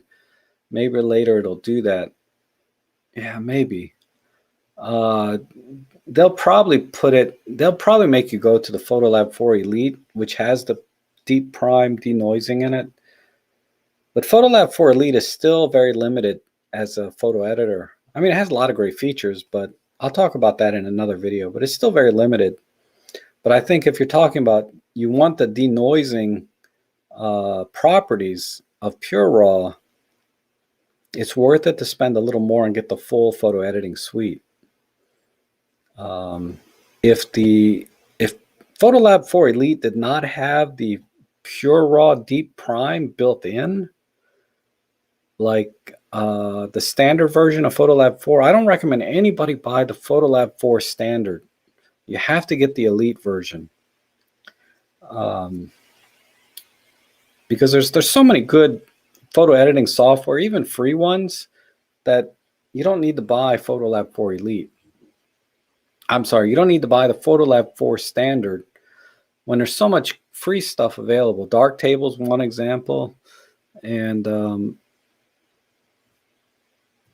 Raw Therapy. I mean, there's a lot of good photo editors out there that will do, in my opinion, just as good a job as Photolab 4 for most things.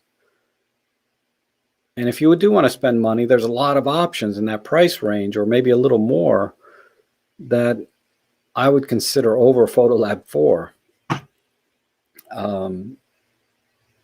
But because it has the deep prime denoising built in, it's better to spend a little extra and get it as a full photo editing package rather than buying Pure Raw by itself. That's my opinion. Some people, they don't care about the photo editing side. They just want the Pure Raw. But I think it's worth it to just spend more and get the full package. Okay, Lauren, we'll see you later. And Brad says, PL4's promotional price is over. Yes, it is. Photolab 4's promo price. So I got the Photolab 4 Elite with the film pack and whatever that other thing is. I only cared about the film pack and the Elite version. I bought it all for like $269. If I had to do it now, it'd probably be closer to $400. So I got it. Right now they have their Nick Collection 4. It's a new version out from Nick Collection on sale for 30% off. It's like, I think it's normally $149. Right now it's $99. And I downloaded the trial version of that, so I'm going to try it out. I haven't used Nick Collection in probably 7 or 8 years since it was free when Google used to have it. I have the free version somewhere on an old laptop. All remember having a lot of fun with it back then. And I'm looking at it now, and I've been watching a lot of tutorials on Nik Collection, how to use all the different features and the new features they have. And I'm going to try and give my opinion on it. But I don't know. I mean, some people say they love that thing, but I don't know. The workflow is very awkward for me. I'm used to having, Lightroom, Photoshop, and that workflow, because I've been doing it so long, just seems very natural. So it's the workflow using Nik Collection is a little different. Like I just don't understand. I got to work with it some more. Then once I get a feel for it, then I can explain it better. I'm having a hard time articulating the workflow using Nik Collection because it's different. It creates a TIFF file.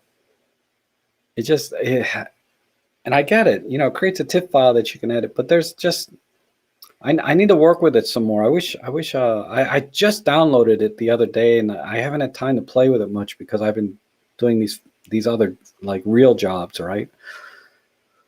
Whew. Yeah, the Pure Raw thing by itself right now, Plato, is $129. Let's say $130, and it's $200 for the Photolab 4 Elite. So you're talking about $70 more to get the Elite package, which I think even at $70 more, it's still worth it to get, but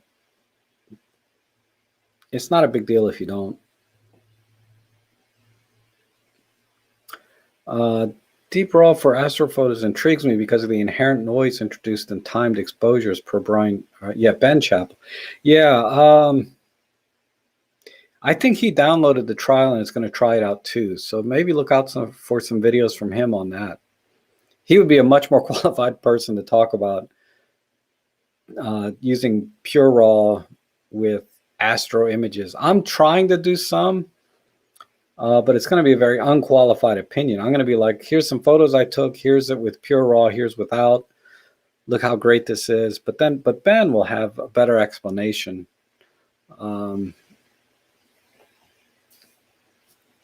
He would do much. I'll have to talk to him and ask him to do a video on Pure Raw if he's been playing with it or not. Because the workflow in astrophotography, you're dealing with hundreds of images sometimes. So I don't know how the workflow would be for astrophotography, to be honest, and using Pure Raw. And Christine says she uses Nik Collection as a smart filter on smart objects in Photoshop, no separate file app. Oh, okay. Yeah, I saw something like that in one of the tutorials. I'm still wrapping my head around smart objects. For me, Photoshop, the way I use Photoshop, or have been for the last several years, is simply as a way to stack layers together when I do my real estate photography. So let me show you my last job.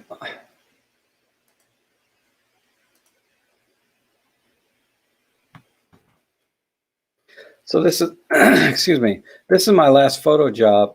Oh, I got this stupid selection still on. I take 3 bracketed shots, right? +1, 0, minus, whatever. I bracket 3 shots, and then I just right click. Actually, it's not even these. I'll pick something like this one, and then I'll pick a flash shot, and then I'll export or edit, open as layers, right? So I'll pick 2 shots. I'll open up these as layers in Photoshop.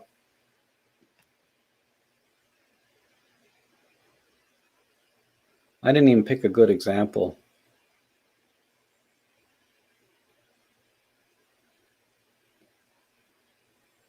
Ooh, I've been on a long time. I need to probably end it here soon.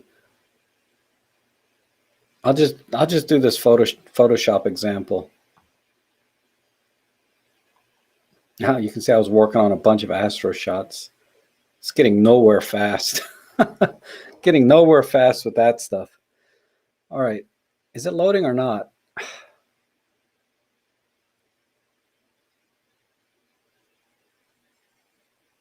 Did I even load the right? I did not even load the correct ones. I should have loaded this one and this one. Oops. This one, and this one.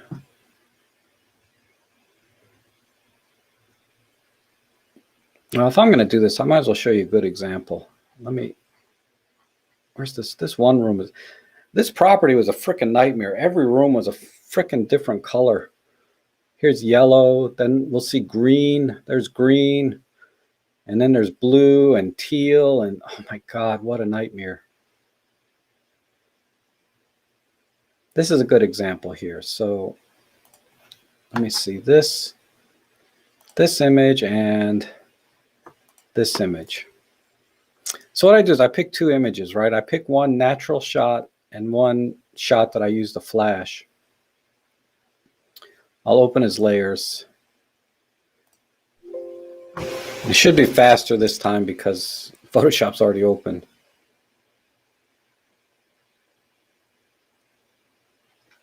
That's the flash shot. Now it's loading the ambient light shot. So if we look at the ambient light, well, here's the flash shot, right? If you look at this shot, it looks like I used a flash. It's very unnatural looking. And then here's the ambient light shot. Very natural looking, but it has a lot of problems, right? The lights up here are blown out. The light shining here is yellow. The light shining here is kind of a greenish blue. It may be hard to see on YouTube. So I have basically a mixed white balance problem. I have a highlight problem. I don't have any shadow problems because I overexposed slightly.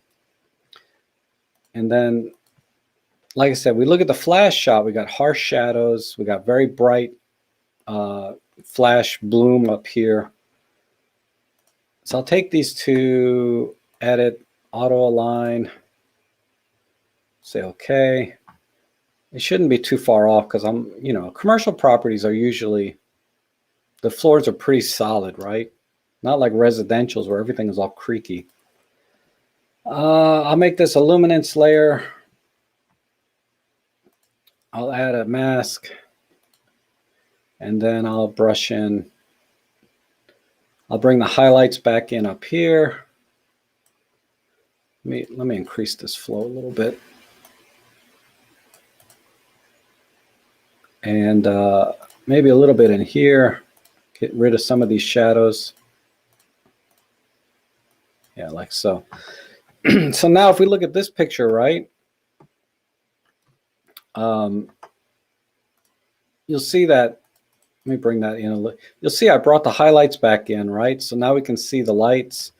This yellow and this greenish glow that was happening over here, they're gone now. Now we have a nice solid color. And this is how I use Photoshop, right? So there's the flash shot and there's the original. So when we compare the final shot, I usually do a little more editing than this, but I don't have to use smart objects or anything like that.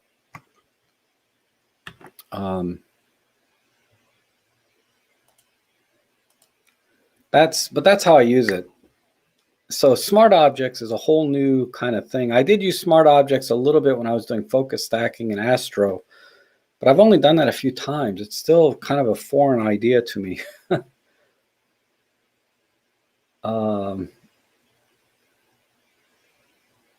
Robin said, if people say his shots are noisy, screw them. I didn't know he said that. That's funny. Would you or anyone, Henry says, would you or anyone recommend a computer system laptop that can handle Lightroom Photoshop? Oh, okay. Marco is a good person to ask. I don't know if he's still here, but yeah, it always depends on your budget. But I would say rule of thumb is right now the AMD Ryzen, I think it's the Series 5, but get the latest version of the AMD Ryzen processor. On a laptop, that would be like the processors of 5900. So if you see AMD Ryzen 5900, that's going to be your best bet. That's an 8-core, 16-thread, and that's going to give you the most bang for the buck for processor. And then you have to consider, I would say, make sure you get an SSD drive, which I think most computers come with that now, but it's pretty much mandatory if you're going to be working in Photoshop, Lightroom, SSD. And if at all possible, make sure it's an NVMe SSD, right? And you want at least 1 terabyte SSD drive. Then the next thing I would add on, if you can, and this all depends on your budget, right? But minimum, you start with AMD Ryzen 5900, and I'm talking about laptops. NVMe SSD, which is almost always the case in laptops. And then you want to expand your budget, start looking at laptops that have a dedicated video card. Dedicated video card right now, the best one is probably the NVIDIA 3060. And then any number higher than 3060 is a better video card. But a 3060 is a good starting point. I don't think you need more than that for photos. So that's where my budget would go. And then one other thing is a mandatory minimum 16 gig of RAM. Okay. I forgot to mention the RAM, but minimum 16 gig of RAM, AMD Ryzen 5900, NVMe SSD, and the 3060 video card last. Very last thing you need to buy for photo laptops.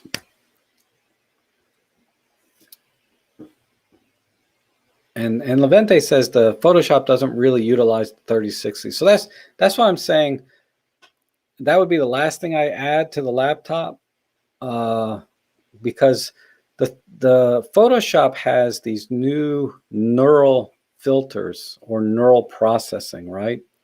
And supposedly the NVIDIA RTX cards like the 3060 have artificial intelligence type processing that Photoshop is supposed to take advantage of and process faster. I mean, this is all theoretical at this point because in practice, I have no idea if it makes any difference. But the thought is you load in the multimedia drivers for the NVIDIA graphics card. You don't load the gaming drivers. I don't know if I'm speaking Greek right now to you or not, but you load the multimedia drivers for the NVIDIA card, and supposedly Photoshop will work with those drivers to take advantage of those features that are in the RTX video cards. And like Levente says, right now it's not being utilized a lot, but who knows in the future. It doesn't add a lot to the price of the laptop.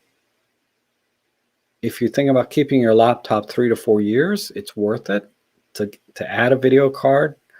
But if not, working with the standard built-in video without a dedicated video card will be fine for Photoshop. The main thing is memory and CPU processing and SSD drive. Then you'll get pretty good processing. Marco's here. Good. He says the Ryzen 5000 series CPU with 16 gig of RAM and PCI Gen 4 SSD. Yeah, that pretty much sums it up. Neither will Lightroom. Yes. Whenever I look at my processing threads on my computer when I'm doing things, a lot of the things I do in Lightroom and Photoshop, those are single thread applications, and having an 8-core CPU doesn't add a whole lot to some processes. But other processes, I see all 8 cores going at once, right? So I can't. I mean, there are companies that do these kinds of analysis that'll tell you how good or bad a processing is with a certain processor, but definitely get an 8-core processor if you can. Minimum 6-core, if depending on budget, right? And I'm talking laptops. When it comes to desktops, It's a whole nother universe. I would recommend a pre-built system from Dell or whoever. That's kind of a high-end gaming system. Then you'll be okay.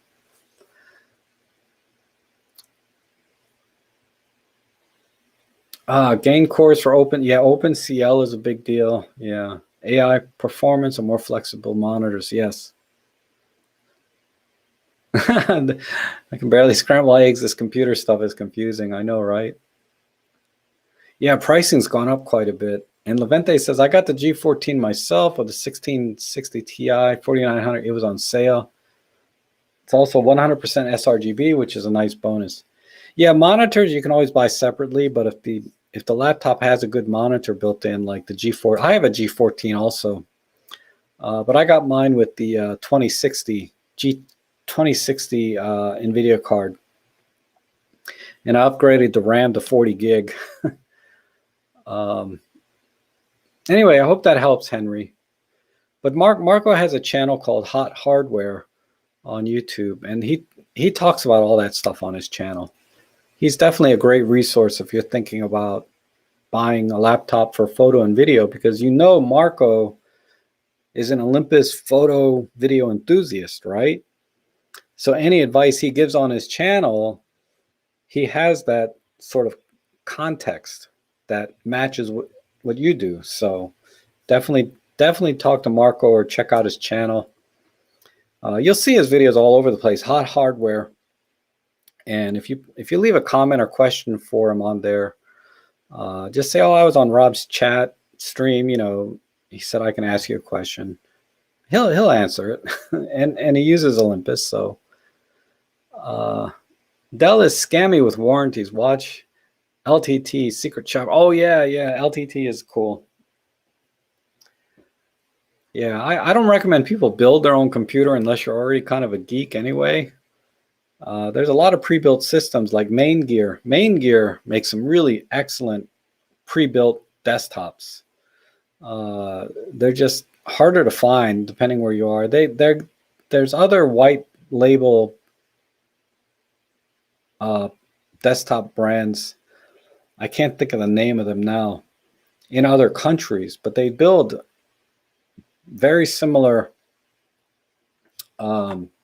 Oh, that's right. Marco does a live stream every Wednesday evening as well, so you can ask questions there.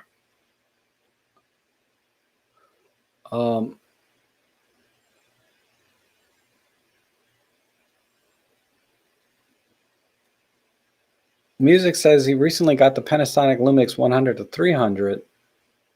Yes. Yeah, those are nice. I mean, Panasonic makes nice lenses.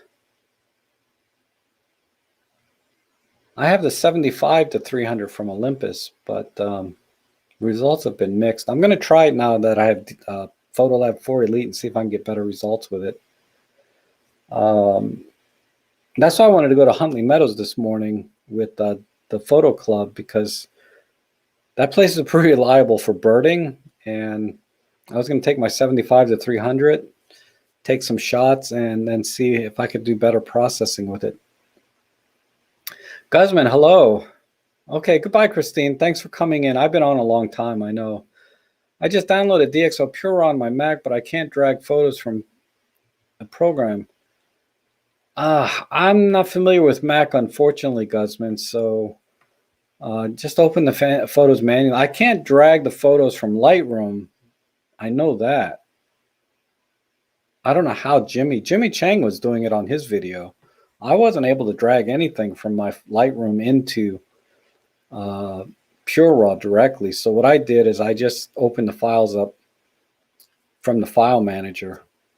I was able to drag and drop from my file manager into Pure Raw, but not from Photoshop. And for Apple, I don't know. I'm sorry. I don't know anything about Apple. Yes, Levente, it's good to see you. It has been a long time. Man, it's been a long time. I remember you were trying to remember our conversations, but you were a very technical person. I think you have some computer background too. Maybe even some like an engineering degree. You were an engineering student, if I remember correctly. Have you graduated yet? Life's been busy, huh? Henry, Marco's lives. Let me just pull up his channel for you.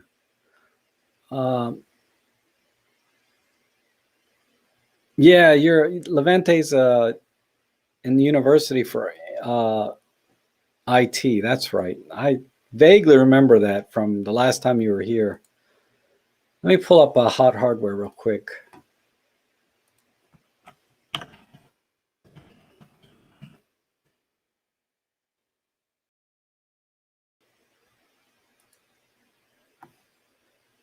All right.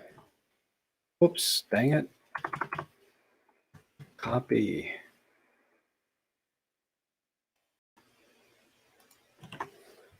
So there you go. That's Hot Hardware's YouTube channel. Lay is here. How you doing, Lay? I might have to disappear. I was expecting a phone call. Yeah, I'm going to be ending the stream here in a couple minutes anyway. But it's good to see you, Lay. And I forgot to say hi to Siegfried. I know he was in here very early on, I think. So hi, Siegfried. I'm sorry I missed you earlier. I saw you come in and I meant to say hi, but I'm doing well, Lay. I hope you're doing well. And thanks for sharing your images on Flickr. I think you put some in the community, if I remember correctly. Yeah, Lay does some excellent like HDR photography in particular. Very artsy fartsy stuff, you know. So you can check out my Flickr community and you'll see some of his stuff. Or you can just look him up on Flickr by his name there, Lay Kemp. And Levente says, I decided to try full frame. I'm saving for the A7 III. I hope they release the new body so the older one goes down. Maybe. Yeah, full frame is nice. I mean, if you don't mind the overall system, buying the lenses, the lenses are huge, right? And carrying all that stuff around, that's fine. But for me, the Micro Four Thirds, my God, it's so tiny. I mean, it's just I love this. I love this format. You'll never get this kind of sizing with the lens.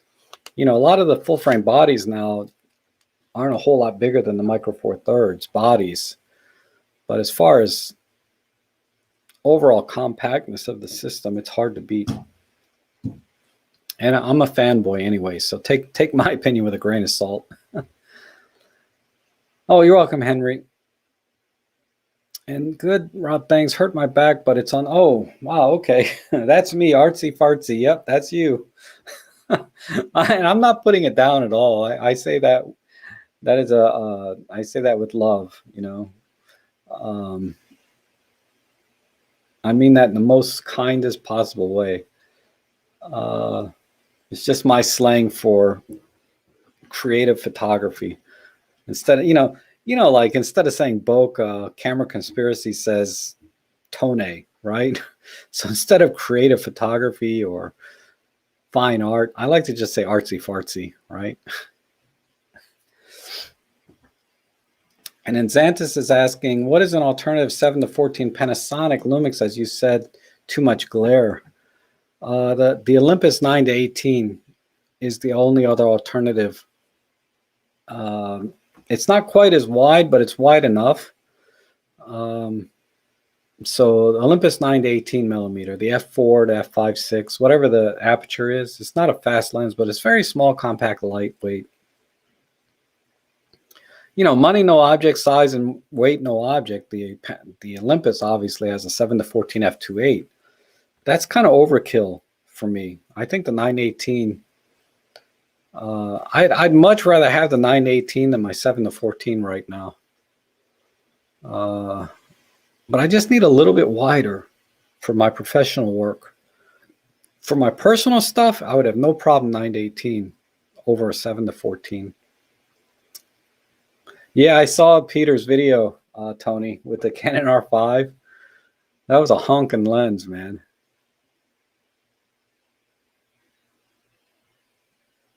50 millimeter lens looks like my old 600. What are you talking about, Great Benzini?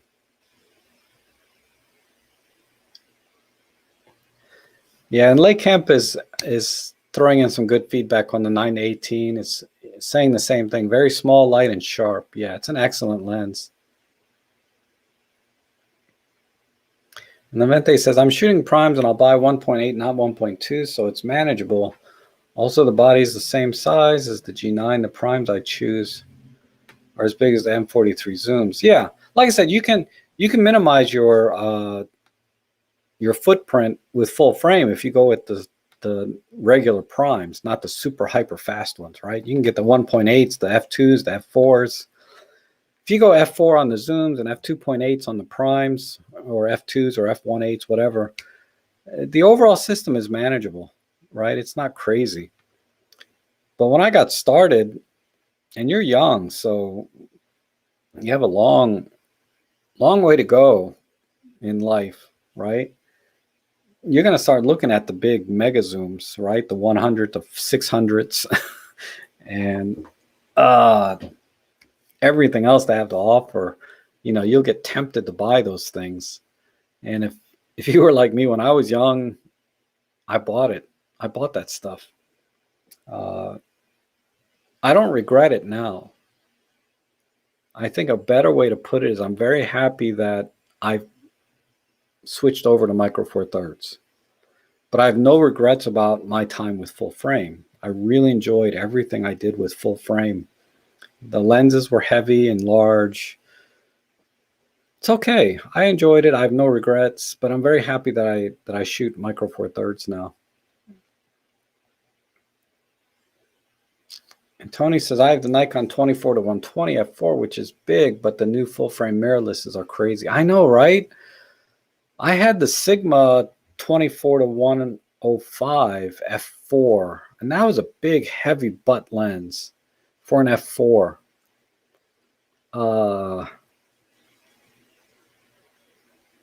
But Sigma just makes lenses twice as heavy as everyone else. I mean, they have their reasons, right? I guess all the optics and additional lenses and that they want to do. But wow, yeah, heavy that thing. I sold off all my Sigma lenses. I had all the art lenses, man. You know, and I just could not carry them in my bag anymore. It was so freaking heavy. You know, I'd have the 51.4, the 24 to 105, and then I had a 70 to 200, and my Nikon D750. And then I try and go out hiking with that. And God forbid I wanted to bring my 150 to 600 Tamron, right? Then that was backpack time. You know, I'd have to get my 30-liter backpack on if I wanted to carry all of that. And it was freaking heavy. Yeah, I still have my Tamron lens, but I got rid of all my Sigmas. And not because they were bad lenses, but because they were just so heavy. Lay says, my everyday kit now is a Pen F with an Ollie 9 to 18, 12 to 32, and 35 to 1. Yeah, excellent. Yeah, the 35 to 100 f2.8 is awesome. If I didn't already have that focal length covered, you know, that lens was on my short list. But I definitely like the 12 to 32. That's what I have on this. It's a nice little pancake. And then it extends out. Full manual, right? That's a very compact system. And the 9 to 18, yeah, that's an excellent setup.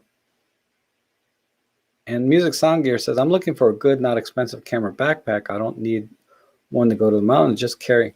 Amazon Basics backpacks, like $25. I bought their Amazon Basics shoulder bag, and for the money, it's excellent. So I'm extending that experience I have with Amazon Basics shoulder bag to their backpacks. I don't actually own any of their backpacks, but the next best bet would be Low Pro. Has a very affordable line of excellent backpacks as well.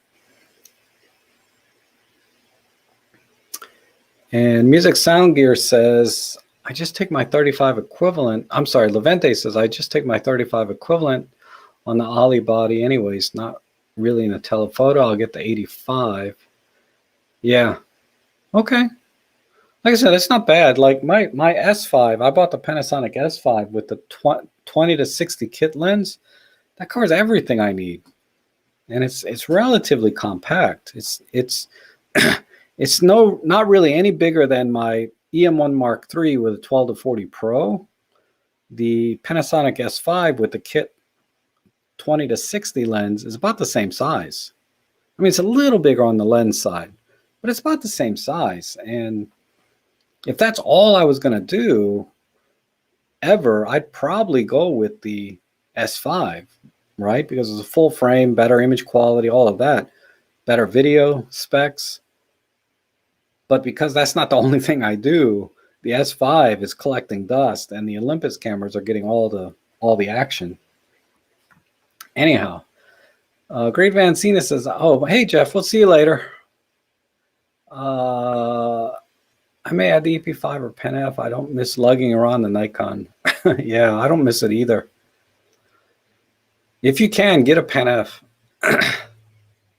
You know, if you like to do straight out of camera JPEGs, Pen F is better.